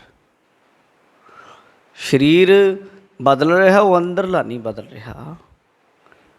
ਉਹ ਕੌਣ ਹੈ? ਜੇ ਅੱਖਾਂ ਬੰਦ ਕਰੇ ਤੇ ਉਹ ਜਿਹੜੀ ਬੀਤ ਚੁੱਕੀ 4 ਸਾਲ ਪਹਿਲਾਂ ਦੀ ਘਟਨਾ, ਉਹਨੂੰ ਨਾਲ ਦੀ ਨਾਲ ਅੱਖਾਂ ਬੰਦ ਕਰਕੇ ਦੇਖ ਲੈਂਦਾ ਵੀ ਆਹ ਕੁਛ ਹੋਇਆ। ਉਹ ਕੌਣ ਹੈ? ਜਿਹੜਾ ਉਸ ਸਮੇਂ ਨੂੰ ਮਹਿਸੂਸ ਕਰ ਲੈਂਦਾ ਵੀ ਉੱਧਰੋਂ ਵੀ ਗੱਡੀ ਆਈ, ਉੱਧਰੋਂ ਵੀ ਗੱਡੀ ਆਈ, ਫਲਾਣਾ ਬੰਦਾ ਉਤਰ ਰਿਹਾ ਸੀ, ਇੱਦਾਂ ਹੋ ਰਿਹਾ ਸੀ, ਸਾਹਮਣੇ ਖੜ੍ਹ ਕੇ ਐਂ ਦੇਖ ਲੈਂਦਾ ਕੈਮਰੇ ਦੇ ਵਿੱਚ ਜਿਵੇਂ ਰਿਕਾਰਡ ਹੋਵੇ। ਕੌਣ ਹੈ ਉਹ? ਉਹਦੇ ਪਿੱਛੇ ਕਿਹੜੀ ਤਾਕਤ ਕੰਮ ਕਰਦੀ ਹੈ ਜਿਹੜਾ ਸਭ ਕੁਝ ਅੰਦਰ ਯਾਦ ਕਰੀ ਬੈਠਾ ਹੈ? ਜੇ ਅੰਦਰ ਕਿਤੇ ਛਪਿਆ ਪਿਆ ਹੋਵੇ, ਲਿਖਿਆ ਪਿਆ ਹੋਵੇ, ਫਿਰ ਤਾਂ ਬੜਾ ਮੈਡੀਕਲ ਸਾਇੰਸ ਕੰਮ ਕਰ ਰਹੀ ਹੈ, ਬੰਦੇ ਦੇ ਐਕਸਰੇ ਕਰਦੀ ਹੈ, ਬੰਦੇ ਦੇ ਦਿਮਾਗ 'ਚ ਤਾਂ ਕੁਛ ਨਹੀਂ ਨਿਕਲਦਾ। ਉਹਦੇ 'ਚ ਤਾਂ ਕੋਈ ਫੋਟੋਆਂ ਨਹੀਂ ਆਉਂਦੀਆਂ, ਤਸਵੀਰਾਂ ਨਹੀਂ ਆਉਂਦੀਆਂ। ਕੋਈ ਚਿੱਪ ਲਾ ਕੇ, ਕੋਈ ਤਾਰ ਲਾ ਕੇ ਕੱਢ ਲਓ ਇਹਦੇ 'ਚੋਂ ਇਹਦੀ ਮੈਮਰੀ, ਕੋਈ ਇਸ ਤਰ੍ਹਾਂ ਦਾ ਨਹੀਂ। ਕੌਣ ਹੈ ਉਹ ਜਿਹੜਾ ਯਾਦ ਦੇ ਰੂਪ ਵਿੱਚ ਪਿਆ, ਜਿਹਦੇ ਕੋਲ ਸਾਰਾ ਡਾਟਾ ਸਾਂਭਿਆ? ਉਹੀ ਹੈ ਜਿਹੜਾ ਹਰੇਕ ਚੀਜ਼ ਨੂੰ ਦੇਖਦਾ ਹੈ, ਹਰੇਕ ਕਿਰਿਆ ਨੂੰ ਤੇਰੀ ਨੂੰ ਵੇਖਦਾ ਹੈ। ਇਹ ਉਦੋਂ ਮਹਾਰਾਜ ਕਹਿੰਦੇ ਉਹ ਤੇਰਾ ਅਸਲ ਆਤਮਾ ਚੇਤਨਾ ਹੈ ਤੇਰੀ। ਜਦੋਂ ਤਤਵਿਤਾ ਹੋ ਜਾਂਦਾ ਉਦੋਂ ਫਿਰ ਹਰੇਕ ਚੀਜ਼ 'ਤੇ ਉਹਦੀ ਗੌਰ ਜਾਂਦੀ ਹੈ, ਹਰੇਕ ਚੀਜ਼। ਗੁਰੂ ਜੀ ਕਹਿੰਦੇ ਨੀਂਦ ਗਈ। ਨੀਂਦ ਜਦ ਟੁੱਟ ਜਾਂਦੀ, ਅਵਿਦਿਆ ਦੀ ਨੀਂਦ, ਅਤੇ ਹਉਮੈ ਤਨ ਥਾਕੀ, ਸਰੀਰ ਦੀ ਹਉਮੈ ਹੈ ਜਿਹੜੀ ਇਹ ਥੱਕ ਜਾਂਦੀ ਹੈ। ਕਿੰਨਾ ਕੁ ਚਿਰ ਕੋਈ ਕਰੀ ਜਾਏਗਾ ਮੈਂ ਕਿੰਨਾ ਕਰ ਲਏਗਾ? ਬੱਕਰੀਆਂ ਵੀ ਮੈਂ ਕਰਦੀਆਂ, ਕਿੰਨਾ ਉਹ ਵੀ ਥੱਕ ਜਾਂਦੀਆਂ ਵਿਚਾਰੀਆਂ। ਅਤੇ ਤੂੰ ਕਿੰਨੇ ਸਾਲਾਂ ਜਨਮਾਂ ਦਾ ਮੈਂ ਕਰੀ ਜਾਂਦਾ, ਮੇਰਾ ਕਰੀ ਜਾਂਦਾ। ਮਹਾਰਾਜ ਕਹਿੰਦੇ ਇਹੀ ਤਾਂ ਬੰਧਨ ਹੈ, ਮੇਰੀ ਧਾਰ। ਬੰਧਨ ਬੰਧਿਆ ਨਰਕ ਸੁਰਗ ਅਵਤਾਰ ਮਾਇਆ ਧੰਦਿਆ। ਇਹ ਨਰਕਾਂ 'ਚ ਸਵਰਗਾਂ 'ਚ ਲੈ ਜਾਏਗਾ, ਮਾਇਆ ਦੇ ਧੰਦੇ ਹਨ। ਇਸ ਲਈ ਹਉਮੈ ਛੱਡਣੀ ਪਏਗੀ। ਨੀਂਦ ਗਈ ਹਉਮੈ ਤਨ ਥਾਕੀ, ਸੱਚ ਮਤ ਹਿਰਦੈ ਸਮਾਈ। ਸੱਚੀ ਮਤ ਹਿਰਦੇ ਵਿੱਚ ਸਮਾਉਂਦੀ ਹੈ। ਫਿਰ ਜਦੋਂ ਹਉਮੈ ਛੱਡਦਾ, ਜਦੋਂ ਬੰਦਾ ਆਪਣੀ ਹਉਮੈ ਛੱਡਦਾ ਹੈ, ਉਦੋਂ ਫਿਰ ਸੱਚੀ ਮੱਤ ਹਿਰਦੇ ਸਮਾਉਂਦੀ। ਬਾਬਾ ਅਮਰਦਾਸ ਜੀ ਉਮਰ ਦੇ ਵਿੱਚ ਗੁਰੂ ਨਾਨਕ ਦੇਵ ਮਹਾਰਾਜ ਤੋਂ 10 ਸਾਲ ਛੋਟੇ। ਗੁਰੂ ਨਾਨਕ ਦੇਵ ਜੀ 1469 ਵਿੱਚ, 1479 ਦੇ ਵਿੱਚ ਇਹਨਾਂ ਦਾ ਜਨਮ ਹੈ, ਬਾਬਾ ਅਮਰਦਾਸ ਜੀ ਦਾ। ਪਰ ਜਦੋਂ ਗੁਰੂ ਅੰਗਦ ਦੇਵ ਸਾਹਿਬ ਦੇ ਦਰਸ਼ਨ ਕਰਦੇ ਆ, ਬਸ ਚਰਨਾਂ 'ਤੇ ਡਿੱਗ ਜਾਂਦੇ ਆ। ਪਹਿਲਾਂ ਹੋਰ ਪਾਸੇ ਵੀ ਜਾਂਦੇ ਰਹੇ, ਤੀਰਥਾਂ 'ਤੇ ਇਸ਼ਨਾਨ ਵੀ ਕਰਦੇ ਰਹੇ, ਪਰ ਜਦੋਂ ਗੁਰੂ ਘਰ ਦੀ ਸੰਗਤ ਹੋਈ, ਫਿਰ ਅਸਲ ਵਿੱਚ ਰਿਸ਼ਤੇਦਾਰੀ ਬੜੀ ਗਹਿਰੀ ਹੈ। ਗੁਰੂ ਅੰਗਦ ਦੇਵ ਸਾਹਿਬ ਦੀ ਪੁੱਤਰੀ ਹੈ ਬੀਬੀ ਅਮਰੋ, ਬਾਬਾ ਅਮਰਦਾਸ ਜੀ ਦਾ ਭਤੀਜਾ ਭਾਈ ਜੱਸੂ ਜੀ ਦੇ ਨਾਲ ਬੀਬੀ ਅਮਰੋ ਵਿਆਹੀ ਹੋਈ ਹੈ। ਜਣੀ ਕੁੜੀ ਵਾਲੇ ਹੈ ਗੁਰੂ ਕੇ, ਗੁਰੂ ਅੰਗਦ ਦੇਵ ਸਾਹਿਬ। ਪਰ ਹੁਣ ਰਿਸ਼ਤਾ ਭਾਵੇਂ ਮੁੰਡੇ ਵਾਲਿਆਂ ਦਾ ਰਿਸ਼ਤਾ ਦੁਨਿਆਵੀ ਤੌਰ 'ਤੇ ਵੱਡਾ, ਕੁੜਮਾਂ ਵਾਲੀ ਗੱਲ ਹੈ, ਉਮਰ ਵੀ ਵੱਡੀ ਹੈ। ਪਰ ਜਦੋਂ ਦਰਸ਼ਨ ਕੀਤੇ ਖਡੂਰ ਸਾਹਿਬ ਜਾ ਕੇ ਗੁਰੂ ਅੰਗਦ ਦੇਵ ਸਾਹਿਬ ਦੇ, ਉਹਨਾਂ ਦੀ ਹੋ ਗਏ ਅਤੇ ਜੋੜੇ ਝਾੜਦੇ ਫਿਰਦੇ ਆ। ਲੋਕਾਂ ਨੇ ਲੋਕ ਇਕੱਠ ਵੀ ਕਰਕੇ ਆ ਗਏ। ਲੋਕਾਂ ਨੇ ਇਹ ਵੀ ਆਖਿਆ ਕਿ ਤੁਹਾਨੂੰ ਕੀ ਹੋ ਗਿਆ, ਤੁਹਾਡੀ ਸੁਰਤ ਨੂੰ, ਤੁਹਾਡੇ ਦਿਮਾਗ ਨੂੰ, ਤੁਹਾਡੀ ਮੱਤ ਨੂੰ ਕੀ ਹੋ ਗਿਆ, ਤੁਸੀਂ ਇੱਥੇ ਕੁੜਮਾਂ ਦੇ ਬੂਹੇ 'ਤੇ ਬਹਿ ਕੇ, ਲੱਗਦਾ ਲੋਕਾਂ ਨੇ ਧੱਕੇ ਮਾਰੇ ਹੋਣੇ, ਤੁਹਾਨੂੰ ਘਰਦਿਆਂ ਨੇ ਕੱਢ ਦਿੱਤਾ ਹੋਣਾ, ਤੁਸੀਂ ਗਲਤ ਦਰਵਾਜ਼ੇ 'ਤੇ ਬਹਿ ਗਏ। ਉਹ ਕਹਿੰਦੇ ਨਹੀਂ ਨਹੀਂ, ਗਲਤ ਤਾਂ ਪਹਿਲਾਂ ਸੀ ਦਰਵਾਜ਼ਿਆਂ 'ਤੇ, ਹੁਣ ਅਸਲ ਬੂਹਾ ਮਿਲਿਆ, ਅਸਲ ਦਰਵਾਜ਼ਾ ਹੁਣ ਮਿਲਿਆ, ਜਿੱਥੋਂ ਝੋਲੀ ਭਰਨੀ ਹੈ। ਧੱਕੇ ਵੀ ਵੱਜੇ, ਮਾੜਾ ਚੰਗਾ ਵੀ ਆਖਿਆ ਕਈਆਂ ਨੇ, ਨਥਾਵਾਂ ਵੀ ਆਖਿਆ, ਉਹ ਜਲਾਹੀ ਨੇ ਕਿੰਨਾ ਕੁਝ ਸਹਿਆ। ਪਰ ਜਦੋਂ ਇਹ ਇੱਕ ਅਵਸਥਾ ਹੁੰਦੀ ਹੈ, ਕਹਿ ਲਓ ਕਿ ਇੱਕ ਇਹ ਟਾਈਮ ਹੁੰਦਾ, ਉਹ ਟਾਈਮ ਦੇ ਵਿੱਚ ਜਦੋਂ ਲੰਘ ਜਾਂਦਾ, ਕਸਵੱਟੀ ਦਾ ਟਾਈਮ ਹੁੰਦਾ, ਲੰਘ ਜਾਂਦਾ, ਫਿਰ ਜਿਹੜਾ ਜੋ ਕੁਝ ਅੰਦਰ ਹੁੰਦਾ ਜਨਮਾਂ ਜਨਮਾਂ ਦਾ, ਉਹ ਝੜ ਜਾਂਦਾ ਸਭ ਕੁਝ, ਚੰਗੇ ਮਾੜੇ ਸਭ ਕਰਮ ਝੜ ਜਾਂਦੇ ਆ। ਜਿਵੇਂ ਉਦਾਹਰਨ ਸ਼ਾਸਤਰਾਂ 'ਚ ਮਿਲਦੀ ਹੈ, ਜਿਵੇਂ ਛੋਲੇ ਲੈ ਲਓ, ਦਾਣਾ ਲੈ ਲਓ ਕੋਈ ਵੀ, ਉਹਨੂੰ ਭੁੰਨ ਲਓ। ਜਦੋਂ ਉਹਨੂੰ ਭੁੰਨ ਲਿਆ ਜਾਂਦਾ ਹੈ, ਫਿਰ ਉਹ ਦੁਬਾਰਾ ਨਹੀਂ ਉੱਗਦਾ ਹੁੰਦਾ, ਅਤੇ ਉੱਦਾਂ ਦਾ ਹੀ ਰਹਿੰਦਾ, ਉੱਦਾਂ ਦਾ ਹੀ ਹੈ ਸ਼ਕਲ ਉਹਦੀ, ਮਾੜੀ ਮੋਟੀ ਉੱਦਾਂ ਦਾ ਹੀ ਦੇਖਣ ਵਾਲਾ ਪਰਖ ਲਏਗਾ, ਛੋਲੇ ਹੈ, ਕਣਕ ਹੈ, ਇਹ ਕੁਛ ਵੀ ਹੈ। ਪਰ ਉਹਦੇ ਅੰਦਰ ਅੰਕੁਰਤਾਈ ਹੁੰਦੀ ਹੈ, ਜਿਹੜੀ ਭੁੰਨਣ ਤੋਂ ਬਾਅਦ ਦੁਬਾਰਾ ਉੱਗਣ ਦੀ ਤਾਕਤ ਨਹੀਂ ਰਹਿੰਦੀ ਉਹਦੀ। ਇਸੇ ਤਰੀਕੇ ਜਦੋਂ ਬੰਦਾ ਬ੍ਰਹਮ ਅਗਨੀ ਦੇ ਨਾਲ ਆਪਣੇ ਆਪੇ ਨੂੰ ਜਾਲ ਲੈਂਦਾ ਹੈ, ਉਦੋਂ ਬਾਅਦ ਜਿਹੜੀ ਚੀਜ਼ ਪੈਦਾ ਹੁੰਦੀ ਹੈ, ਉਹ ਆਤਮਾ ਚੇਤਨ ਹੁੰਦੀ ਹੈ, ਉਹ ਕਰਮਾਂ ਤੋਂ ਉੱਤੇ ਹੁੰਦੀ ਹੈ, ਅਤੇ ਫਿਰ ਪਿਛਲੇ ਚੰਗੇ ਭਾਵੇਂ ਮਾੜੇ ਸਭ ਖਤਮ ਹੋ ਜਾਂਦੇ ਆ। ਉਦੋਂ ਬਾਅਦ ਜਿਹੜੀ ਉਹ ਕੋਈ ਕਿਰਿਆ ਕਰਦਾ ਹੈ, ਚੰਗੀ ਕਰਦਾ ਹੈ, ਉਹਦਾ ਫਲ ਉਹਦੇ ਗੁਰਮੁਖਾਂ ਨੂੰ ਮਿਲਦਾ, ਸੇਵਾ ਕਰਨ ਵਾਲਿਆਂ ਨੂੰ। ਅਗਰ ਉਹ ਤੋਂ ਕੋਈ ਮਾੜੀ ਕਿਰਿਆ ਹੁੰਦੀ ਹੈ, ਪਾਪ ਪੁੰਨ ਦੋ ਸਰੀਰ ਨਾਲ ਬਣੇ ਰਹਿੰਦੇ, ਹਮੇਸ਼ਾ ਕਰਦਾ ਰਹਿੰਦਾ ਬੰਦੇ ਦੇ ਉੱਤੇ ਭਾਰ ਵੀ ਰਹਿੰਦਾ, ਬੰਦਾ ਕੀ ਪ੍ਰੋਫਿਟ ਵੀ ਬੰਦੇ ਨੂੰ ਬਣਦਾ। ਤੁਸੀਂ ਆਖੋਗੇ ਜੀ ਚੰਗਾ ਬੰਦਾ ਕਿਵੇਂ? ਭਾਰ 'ਤੇ ਤੁਸੀਂ ਇੱਕ ਅਨਾਜ ਦਾ ਦਾਣਾ ਖਾ ਰਹੇ ਹੋ, ਇਹ ਵੀ ਮੁੱਲ ਹੈ, ਇਹਦਾ ਤੁਹਾਨੂੰ ਦੇਣਾ ਪੈਣਾ।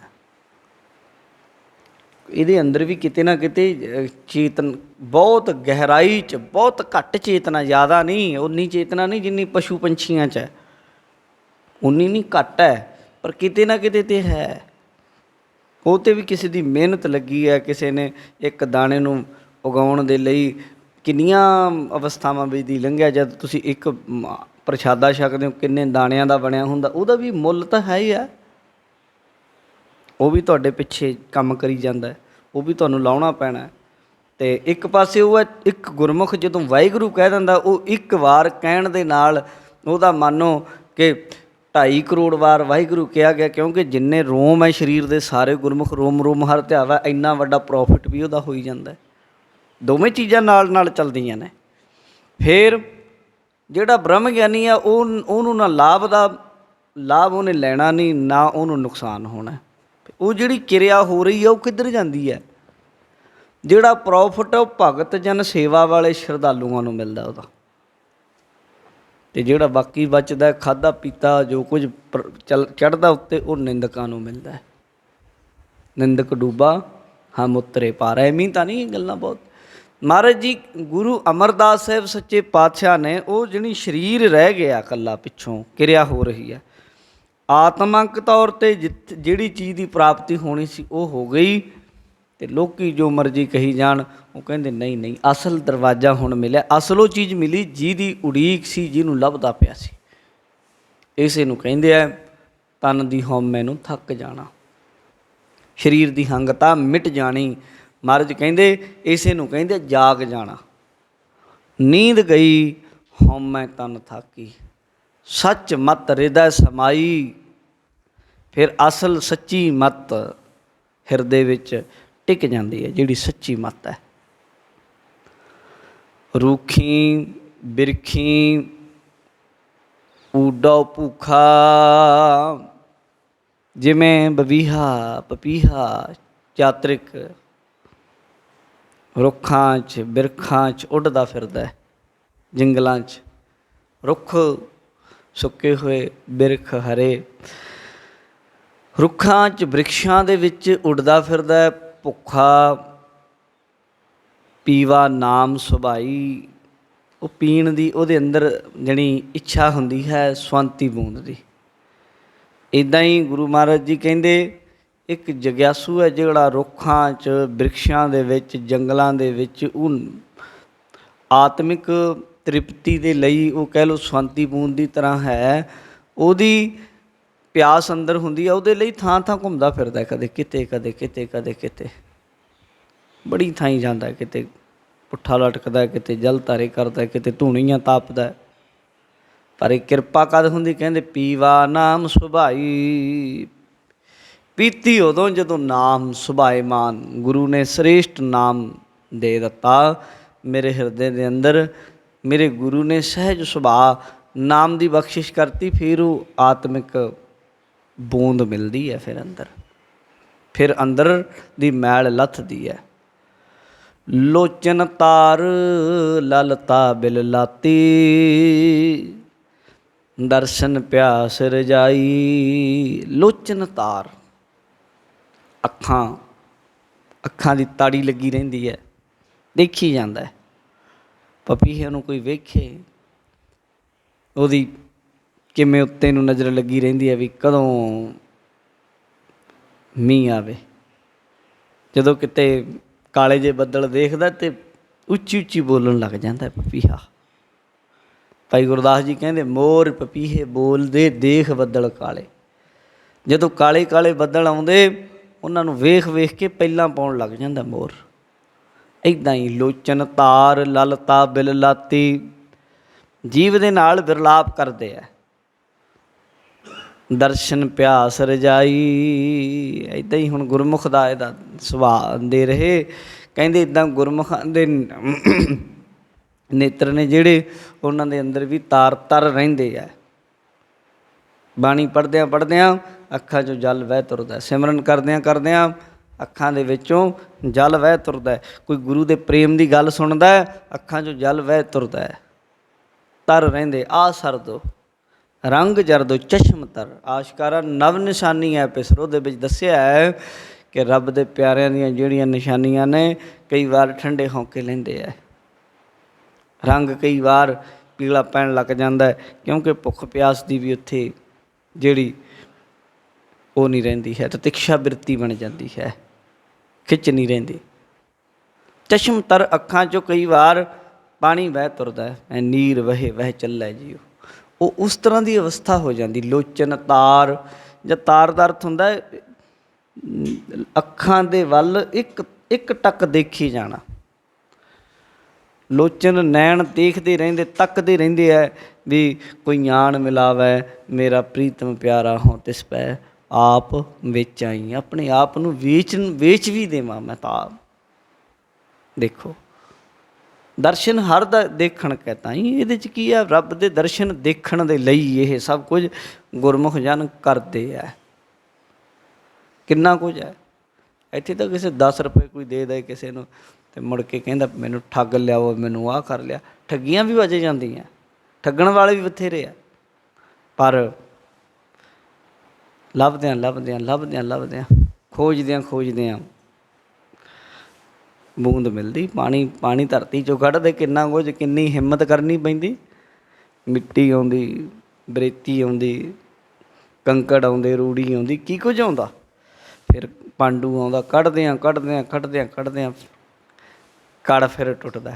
ਗੁਰੂ ਅਮਰਦਾਸ ਜੀ ਬੌਲੀ ਬਣਾ ਰਹੇ, ਕਿੰਨਾ ਕੁਝ ਕੱਢਿਆ, ਆਖਰ ਬੌਲੀ ਦਾ ਜਾ ਕੇ ਆਖਰੀ ਕੜ ਫਸ ਗਿਆ, ਅੜ ਗਿਆ ਇੱਕ ਜਾ ਕੇ। ਬੜਾ ਜ਼ੋਰ ਲਾ ਰਹੇ, ਟੁੱਟਿਆ, ਆਖਰ ਬੜਾ ਟੁੱਟਿਆ, ਫਿਰ ਬਹੁਤ ਔਖਾ ਟੁੱਟਿਆ। ਫਿਰ ਨਿਕਲਿਆ ਪਾਣੀ, ਜਲ ਨਿਕਲਿਆ। ਇਸੇ ਤਰੀਕੇ ਦੇ ਨਾਲ ਕੋਈ ਆਖੇ ਜੀ ਤਾਂ ਰੂੜੀਆਂ ਬੜੀਆਂ ਆਉਂਦੀਆਂ ਨੇ, ਮਿੱਟੀ ਬੜੀ ਆਉਂਦੀ ਹੈ ਬਈ, ਪਾਂਡੂ ਨਾਲ ਬੜਾ ਝੰਜਟ ਪੈਂਦਾ ਬਈ। ਇਹਨਾਂ ਵੀ ਤਾਂ ਲੰਘਣਾ ਹੀ ਪਊਗਾ, ਫਿਰ ਉਹ ਨਿਰਮਲ ਜਲ ਦੀ ਧਾਰਾ ਫਿਰ ਮਿਲਣੀ ਹੈ। ਇੱਦਾਂ ਹੀ ਜ਼ਿੰਦਗੀ ਦੇ ਵਿੱਚ ਇਹ ਕਦੇ ਕੋਈ ਪਖੰਡੀ ਵੀ ਮਿਲ ਸਕਦਾ ਹੈ, ਕਈ ਵਾਰ ਮਿਲਦਾ ਹੈ, ਧੋਖੇਬਾਜ਼ ਵੀ ਮਿਲਣਗੇ, ਦਿਖਾਵੇ ਵਾਲੇ ਵੀ ਮਿਲਣਗੇ। ਅਨੁਭਵ ਹੋਏਗਾ ਤਾਂ ਹੀ ਪਤਾ ਲੱਗੇਗਾ ਵੀ ਆਹ ਵੀ ਨਹੀਂ, ਆਹ ਵੀ ਨਹੀਂ, ਇੱਦਾਂ ਨਹੀਂ। ਹੌਲੀ ਹੌਲੀ ਹੌਲੀ ਹੌਲੀ ਫਿਰ ਟਿਕਾਣੇ 'ਤੇ ਪਹੁੰਚਦਾ। ਜਦੋਂ ਖੋਜਾਂਗੇ ਫਿਰ ਪ੍ਰਾਪਤੀ ਹੁੰਦੀ ਹੈ। ਗੁਰੂ ਜੀ ਕਹਿੰਦੇ ਨੇ ਫਿਰ ਲੋਚਨ ਤਾਰ, ਉਹਨਾਂ ਦੀ ਨੇਤਰਾਂ ਦੀ ਖਿੱਚ ਉੱਧਰ ਰਹਿੰਦੀ ਹੈ, ਫਿਰ ਦੇਖਦੇ ਰਹਿੰਦੇ। ਰਸਨਾ ਬਿਲ ਲਾਤੀ ਲਲਤਾ ਬਿਲ ਲਾਤੀ, ਲਲਤਾ ਜੀਵ ਹੈ ਜਿਹੜੀ ਉਹ ਬਿਲ ਲਾਉਂਦੀ ਰਹਿੰਦੀ, ਜ਼ੁਬਾਨੋਂ ਵੀ ਉਹਦਾ ਨਾਮ ਉਚਾਰਨ ਕਰਦੇ ਹਨ। ਦਰਸ਼ਨ ਪਿਆਸ ਰਜਾਈ, ਦਰਸ਼ਨਾਂ ਦੀ ਪਿਆਸ ਲੱਗੀ ਰਹਿੰਦੀ ਉਹਨਾਂ ਨੂੰ, ਔਰ ਉਹਦੀ ਰਜਾਈ, ਰਜਾ ਦੇ ਮਾਲਕ ਵਾਹਿਗੁਰੂ ਦੇ ਦਰਸ਼ਨਾਂ ਦੀ, ਜਾਂ ਰਜਾਈ ਹੈ ਵਾਹਿਗੁਰੂ ਤੂੰ ਮੈਨੂੰ ਤ੍ਰਿਪਤੀ ਦੇ, ਤੂੰ ਹੀ ਰਜਾ ਸਕਦਾ ਅੰਦਰ ਨੂੰ, ਹੋਰ ਕੋਈ ਨਹੀਂ ਰਜਾ ਸਕਦਾ। ਪ੍ਰੇ ਬਿਨ ਸ਼ਿੰਗਾਰ ਕਰੀ ਤੇਤਾ ਤਨ ਤਾਪੈ, ਪਤੀ ਤੋਂ ਬਿਨਾ ਕਿੰਨਾ ਕੁ ਸ਼ਿੰਗਾਰ ਕਰ ਲਵਾਂ ਮੈਂ, ਕਿੰਨਾ ਕੁ ਸ਼ਿੰਗਾਰ ਕਰ ਲਵਾਂ। ਜਿੰਨਾ ਵੀ ਸ਼ਿੰਗਾਰ ਕਰਦੀ ਹਾਂ ਓਨਾ ਹੀ ਸਗੋਂ ਤਨ ਹੋਰ ਤਪ ਜਾਂਦਾ। ਬਹੁਤ ਸ਼ਿੰਗਾਰ ਕਰਦੀ ਪਰ ਤਨ ਹੋਰ ਤਪਦਾ। ਸ਼ਿੰਗਾਰ ਕੁਆਰ ਕੰਨਿਆ ਜੈਸੇ ਕਰਤ ਸ਼ਿੰਗਾਰਾ, ਕਿਉਂ ਰਲੀਆਂ ਮਾਨੈ ਬਾਝ ਪਤਾਰਾ। ਮਹਾਰਾਜ ਕਹਿੰਦੇ ਇਸੇ ਤਰ੍ਹਾਂ ਹੀ ਪ੍ਰੇ ਬਿਨ ਸ਼ਿੰਗਾਰ ਕਰੀ ਤੇਤਾ ਤਨ ਤਾਪੈ। ਇੱਦਾਂ ਹੀ ਪਤੀ ਤੋਂ ਬਿਨਾਂ, ਪ੍ਰਮਾਤਮਾ ਵਾਹਿਗੁਰੂ ਦੀ ਪ੍ਰਾਪਤੀ ਤੋਂ ਬਿਨਾਂ ਕਰਦੀਆਂ, ਕਰਮ ਕਾਂਡ ਕਰਦੀਆਂ, ਬਹੁਤ ਕਰਦੀਆਂ, ਪਰ ਅੰਦਰ ਨੂੰ ਹਜੇ ਸੰਤੁਸ਼ਟੀ ਨਹੀਂ ਮਿਲ ਰਹੀ। ਅੰਦਰੋਂ ਜਿਉਂ-ਜਿਉਂ ਕਰਦੀਆਂ ਤਿਉਂ-ਤਿਉਂ ਤਪਸ਼ ਵਧੀ ਜਾਂਦੀ ਹੈ।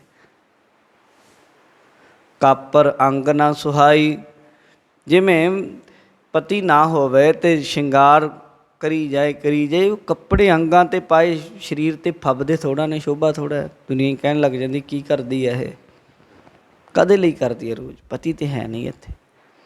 ਸਵੇਰੇ ਹੀ ਲੱਗ ਜਾਂਦੀ ਹੈ ਸ਼ਿੰਗਾਰ ਦੇ ਲਾਉਣ, ਜਦੋਂ ਜਿੱਧਰ ਨੂੰ ਲੰਘਦੀ ਹੈ ਲਪਟਾਂ ਠਾਲਦੀ ਜਾਂਦੀ ਹੈ।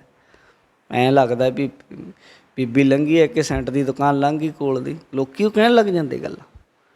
ਕਿਉਂ? ਅਗਲਾ ਕਹਿੰਦਾ ਪਤੀ ਦੇ ਨਾਲ ਹੋਏ ਸ਼ੋਭਾ ਪਾਉਂਦੀ ਹੈ। ਇਸੇ ਤਰ੍ਹਾਂ ਹੀ ਪ੍ਰੇ ਬਿਨ ਸ਼ਿੰਗਾਰ ਕਰੀ ਤੇਤਾ ਤਨ ਤਾਪੈ। ਹੁਣ ਇਹਦਾ ਅੰਤਰੀ ਭਾਵ ਲਾ ਲਓ। ਕਹਿੰਦੇ ਪਤੀ ਪਰਮਾਤਮਾ ਤੋਂ ਬਿਨਾਂ ਸ਼ਿੰਗਾਰ, ਸਾਰੇ ਸ਼ਿੰਗਾਰ ਨੇ ਧਰਮ ਦੇ ਕੰਮ ਜਿੰਨੇ ਵੀ ਅਸੀਂ ਕਰਦੇ ਹਾਂ, ਪਰ ਪਤੀ ਦਾ ਉਹਦੇ ਵਿੱਚ ਹੋਵੇ ਨਾ ਜ਼ਿਕਰ, ਨਾਮ ਦੀ ਗੱਲ ਨਾ ਹੋਵੇ, ਨਾਮ ਹੋਵੇ ਨਾ, ਬਾਕੀ ਸਭ ਕੁਝ ਹੋਵੇ, ਸਭ ਕੁਝ ਹੈ। ਨਾਮ ਨਹੀਂ ਤੀਰਥਾਂ 'ਤੇ ਵੀ ਜਾਂਦਾ। ਗੁਰੂ ਅਮਰਦਾਸ ਜੀ ਗੁਰੂ ਬਣਨ ਤੋਂ ਪਹਿਲਾਂ, ਅੱਜ ਮੈਂ ਉਹਨਾਂ ਦੀ ਗੱਲ ਤਾਂ ਕਰ ਰਿਹਾ ਕਿਉਂਕਿ ਉਹਨਾਂ ਦਾ ਪ੍ਰਕਾਸ਼ ਪੁਰਬ ਮਨਾ ਰਹੇ ਆ ਸਾਰੇ ਪਾਸੇ। ਗੁਰੂ ਵਾਲੇ ਬਣਨ ਤੋਂ ਪਹਿਲਾਂ ਤੀਰਥਾਂ 'ਤੇ ਜਾਂਦੇ ਸੀ, ਸਾਰੇ ਧਰਮ ਦੇ ਕੰਮ ਕਰਦੇ ਸੀ, ਨਹੀਂ ਸੀ ਤੇ ਕੇਵਲ ਗੁਰੂ ਦੀ ਪ੍ਰਾਪਤੀ ਤੇ ਨਾਮ ਨਹੀਂ ਸੀ। ਅਤੇ ਉਹ ਸਾਧੂ ਮਿਲਿਆ, ਉਹਨੇ ਆਖਿਆ ਵੀ ਬਾਕੀ ਸਭ ਕੁਝ ਠੀਕ ਹੈ, ਬਸ ਆਹ ਚੀਜ਼ ਦੀ ਤਾਂ ਕਮੀ ਹੈ।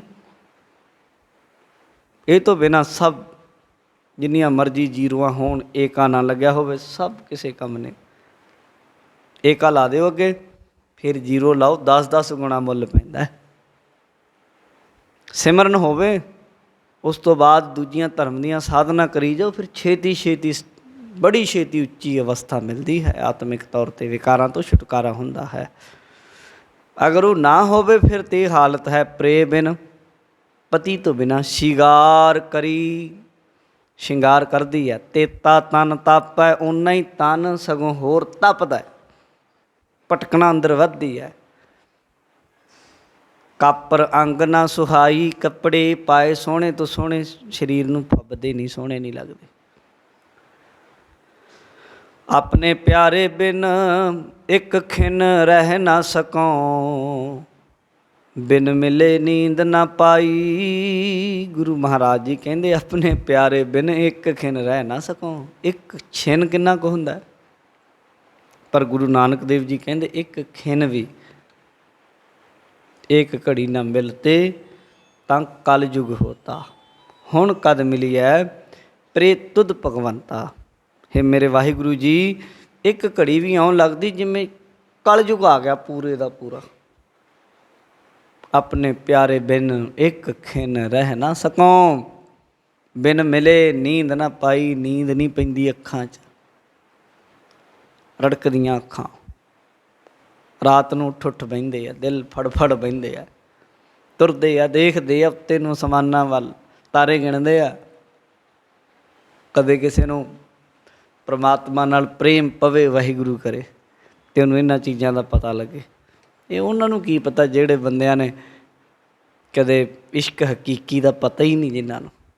ਇਹ ਤਾਂ ਜਿਨ੍ਹਾਂ ਨੂੰ ਕਿਤੇ ਇਸ਼ਕ ਮਜਾਜੀ ਲੱਗ ਜਾਏ ਉਹ ਵੀ ਇੱਦਾਂ ਦੀਆਂ ਗੱਲਾਂ ਮਾੜੀਆਂ ਮਾੜੀਆਂ ਕਰਨ ਲੱਗ ਜਾਂਦੇ। ਗੁਰੂ ਗੋਬਿੰਦ ਸਿੰਘ ਮਹਾਰਾਜ ਦਾ ਜਦੋਂ ਬਠਿੰਡੇ ਗਏ ਆ ਨਾ, ਉੱਥੇ ਕਿਲ੍ਹੇ ਦੇ ਵਿੱਚ ਸਵੇਰ ਰਾਤ ਨੂੰ ਉੱਥੇ ਜਦੋਂ ਰੁਕੇ, ਵਣਜਾਰੇ ਆਏ ਕਿਤੇ, ਵਣਜਾਰਿਆਂ ਨੇ ਉੱਥੇ ਅਤੇ ਸੱਸੀ ਪੰਨੂ ਦਾ ਕਿੱਸਾ ਲਾ ਦਿੱਤਾ। ਦੋਵੇਂ ਪਤੀ ਪਤਨੀ ਸਨ, ਸੱਸੀ ਅਤੇ ਪੰਨੂ। ਸਾਡੇ ਤਾਂ ਲੋਕ ਥੋੜ੍ਹੀ ਜਿਹੀ ਗੱਲ ਨੂੰ ਬਦਲ ਦਿੰਦੇ ਆ, ਹੋਰ ਤਰੀਕੇ ਲੈ ਜਾਂਦੇ। ਡਾਕਟਰ ਭਾਈ ਵੀਰ ਸਿੰਘ ਨੇ ਗੁਰਪ੍ਰਤਾਪ ਦੀ ਥੱਲੇ ਟਿੱਪਣੀ 'ਚ ਲਿਖਿਆ ਵੀ ਉਹ ਦੋਵੇਂ ਪਤੀ ਪਤਨੀ ਸਨ। ਉਹ ਆਪਣੇ ਪਤੀ ਨਾਲ ਇੰਨਾ ਪਿਆਰ ਕਰਦੀ ਸੀ ਕਿ ਪਤੀ ਨੂੰ ਉਹਦੇ ਭਰਾ ਲੈ ਗਏ, ਕਿਉਂਕਿ ਥੋੜ੍ਹਾ ਜਿਹਾ ਜਾਤੀ ਪਾਤੀ ਦਾ ਚੱਕਰ ਸੀ, ਉਹਨਾਂ ਨੂੰ ਪਸੰਦ ਨਹੀਂ ਸੀ ਲੜਕੀ। ਪਰ ਉਹ ਉਹਨੂੰ ਲੱਭਦੀ ਲੱਭਦੀ ਲੱਭਦੀ ਲੱਭਦੀ ਮਾਰੂਥਲਾਂ ਦੇ ਵਿੱਚ ਗਾਇਬ ਹੋ ਗਈ, ਆਪਣਾ ਆਪਾ ਗਵਾ ਗਈ। ਇੰਨਾ ਪਿਆਰ ਸੀ। ਰਾਤ ਨੂੰ ਉਹਨਾਂ ਨੇ ਕਿਤੇ ਕਿੱਸਾ ਲਾਇਆ, ਸਾਰੰਗੀਆਂ ਵਜਾਈਆਂ ਉਹਨਾਂ ਨੇ, ਆਹਾ। ਉਹਨਾਂ ਨੂੰ ਪਤਾ ਨਹੀਂ ਸੀ ਵੀ ਮਹਾਰਾਜ ਥੱਲੇ ਆ। ਸਵੇਰ ਹੋਈ, ਮਹਾਰਾਜ ਕਹਿੰਦੇ ਜਿਹੜੇ ਰਾਤੀ ਲਾ ਰਹੇ ਸੀ ਬਈ ਬੁਲਾ ਕੇ ਲਿਆਓ। ਉਹ ਡਰ ਗਏ ਵੀ ਕਿਤੇ ਗਲਤੀ ਹੋ ਗਈ। ਕਹਿੰਦੇ ਮਾਫ਼ ਕਰ ਦਿਓ। ਕਹਿੰਦੇ ਨਹੀਂ ਨਹੀਂ, ਗਾਓ, ਦੁਬਾਰਾ ਸੁਣਾਓ। ਉਹਨਾਂ ਨੇ ਦੁਬਾਰਾ ਫਿਰ ਗਾਇਆ, ਬੜਾ ਸੋਹਣਾ। ਮਹਾਰਾਜ ਨੇ ਨਾਮ ਦਿੱਤਾ। ਕੁਝ ਸਿੱਖ ਸੀਗੇ, ਸਿੱਖ ਹਮੇਸ਼ਾ ਜਗਿਆਸਾ ਭਾਵ ਵਾਲਾ ਹੀ ਸਿੱਖ ਹੁੰਦਾ। ਉਹਨਾਂ ਆਖਿਆ ਮਹਾਰਾਜ ਇਹ ਕਿਉਂ ਸੁਣਿਆ ਆਪਾਂ? ਮਹਾਰਾਜ ਕਹਿੰਦੇ ਧਰਤੀ 'ਚ ਉਂਗਲ ਕੱਢਣੀ ਔਖੀ ਹੈ, ਉਂਗਲ। ਪਰ ਉਹ ਕਿੱਦਾਂ ਦੀ ਪਤਨੀ ਸੀ, ਕਿੱਦਾਂ ਦੀ ਸੀ ਉਹ, ਜਿਹੜੀ ਆਪਣੇ ਪਿਆਰੇ ਦੇ ਲਈ ਧਰਤੀ 'ਚ ਪੂਰੇ ਦੀ ਪੂਰੀ ਦਫਨ ਹੋ ਗਈ। ਕੈਸਾ ਪ੍ਰੇਮ ਹੋਣਾ ਜਿਹਦੇ ਲਈ ਧਰਤੀ ਨੇ ਥਾਂ ਦੇ ਦਿੱਤੀ।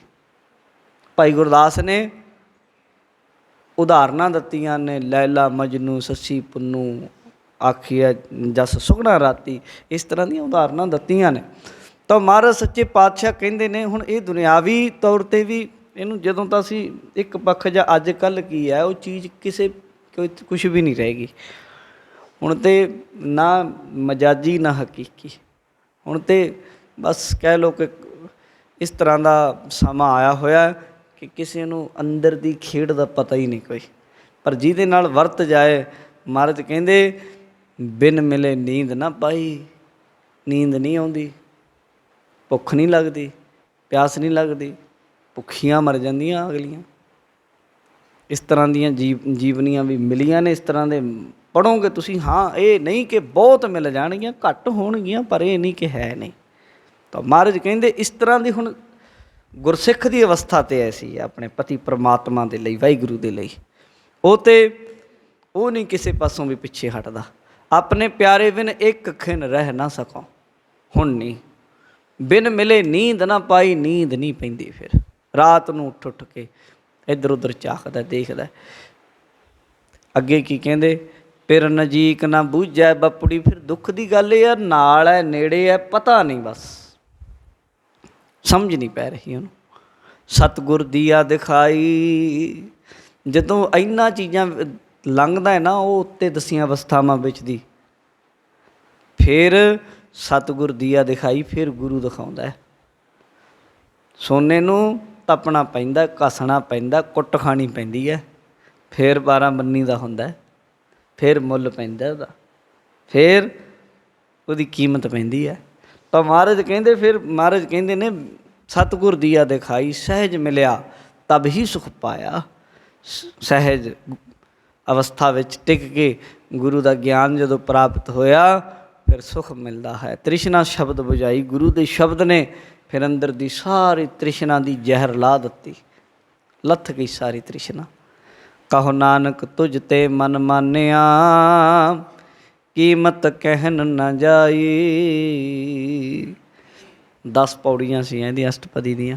ਕਹਿੰਦੇ ਕਹੋ ਨਾਨਕ ਤੁਝ ਤੇ ਮਨ ਮਾਨਿਆ, ਤੇਰੇ ਨਾਲ ਮੇਰਾ ਮਨ ਮੰਨ ਗਿਆ। ਜਿਹਦਾ ਵੀ ਮਨ ਮੰਨ ਗਿਆ, ਕਹਿੰਦੇ ਕੀਮਤ ਕਹਿਣ ਨਾ ਜਾਈ। ਫਿਰ ਉਹਨਾਂ ਦੀ ਕੀਮਤ ਨਹੀਂ ਕੋਈ ਕਹੀ ਜਾ ਸਕਦੀ। ਇੰਨੇ ਕੁ ਮੁੱਲ ਦੇ ਹੋਣਗੇ, ਇੰਨੇ ਕੁ ਦੇ ਹੋਣਗੇ। ਫਿਰ ਤਾਂ ਆੜ ਦਾਮ ਕੋ ਸ਼ੀਪਰੋ ਹੋਇਓ ਲਾਖੀਣਾ। ਫਿਰ ਤਾਂ ਲੱਖਾਂ ਅਰਬਾਂ ਖਰਬਾਂ ਤੋਂ ਕੀਮਤ ਟੱਪ ਗਈ। ਜਾਣੀ ਉਹਦੇ ਲੋਕ ਸੁਖੀਏ ਪਰਲੋਕ ਸੁਹੇਲੇ ਹੋ ਜਾਂਦੇ ਹਨ। ਇਹ ਸ਼ਬਦ ਅੰਦਰ ਬਖਸ਼ਿਸ਼ ਕੀਤੀ, ਸ਼ਬਦ ਦੀ ਸੰਪੂਰਨਤਾ, ਸਮੇਂ ਦੀ ਸਮਾਪਤੀ, ਹੋਈਆਂ ਭੁੱਲਾਂ ਦੀ ਖਿਮਾ। ਸਮੂਹ ਸੰਗਤ ਦਾ ਧੰਨਵਾਦ ਜੀ। ਸਹਿਜ ਮਿਲਿਆ ਤਬ ਹੀ ਸੁਖ ਪਾਇਆ, ਤ੍ਰਿਸ਼ਨਾ ਸ਼ਬਦ ਬੁਝਾਈ। ਕਹੋ ਨਾਨਕ ਤੁਝ ਤੇ ਮਨ ਮਾਨਿਆ, ਕੀਮਤ ਕਹਿਨ ਨਾ ਜਾਈ। ਵਾਹਿਗੁਰੂ ਜੀ ਕਾ ਖਾਲਸਾ, ਵਾਹਿਗੁਰੂ ਜੀ ਕੀ ਫਤਿਹ।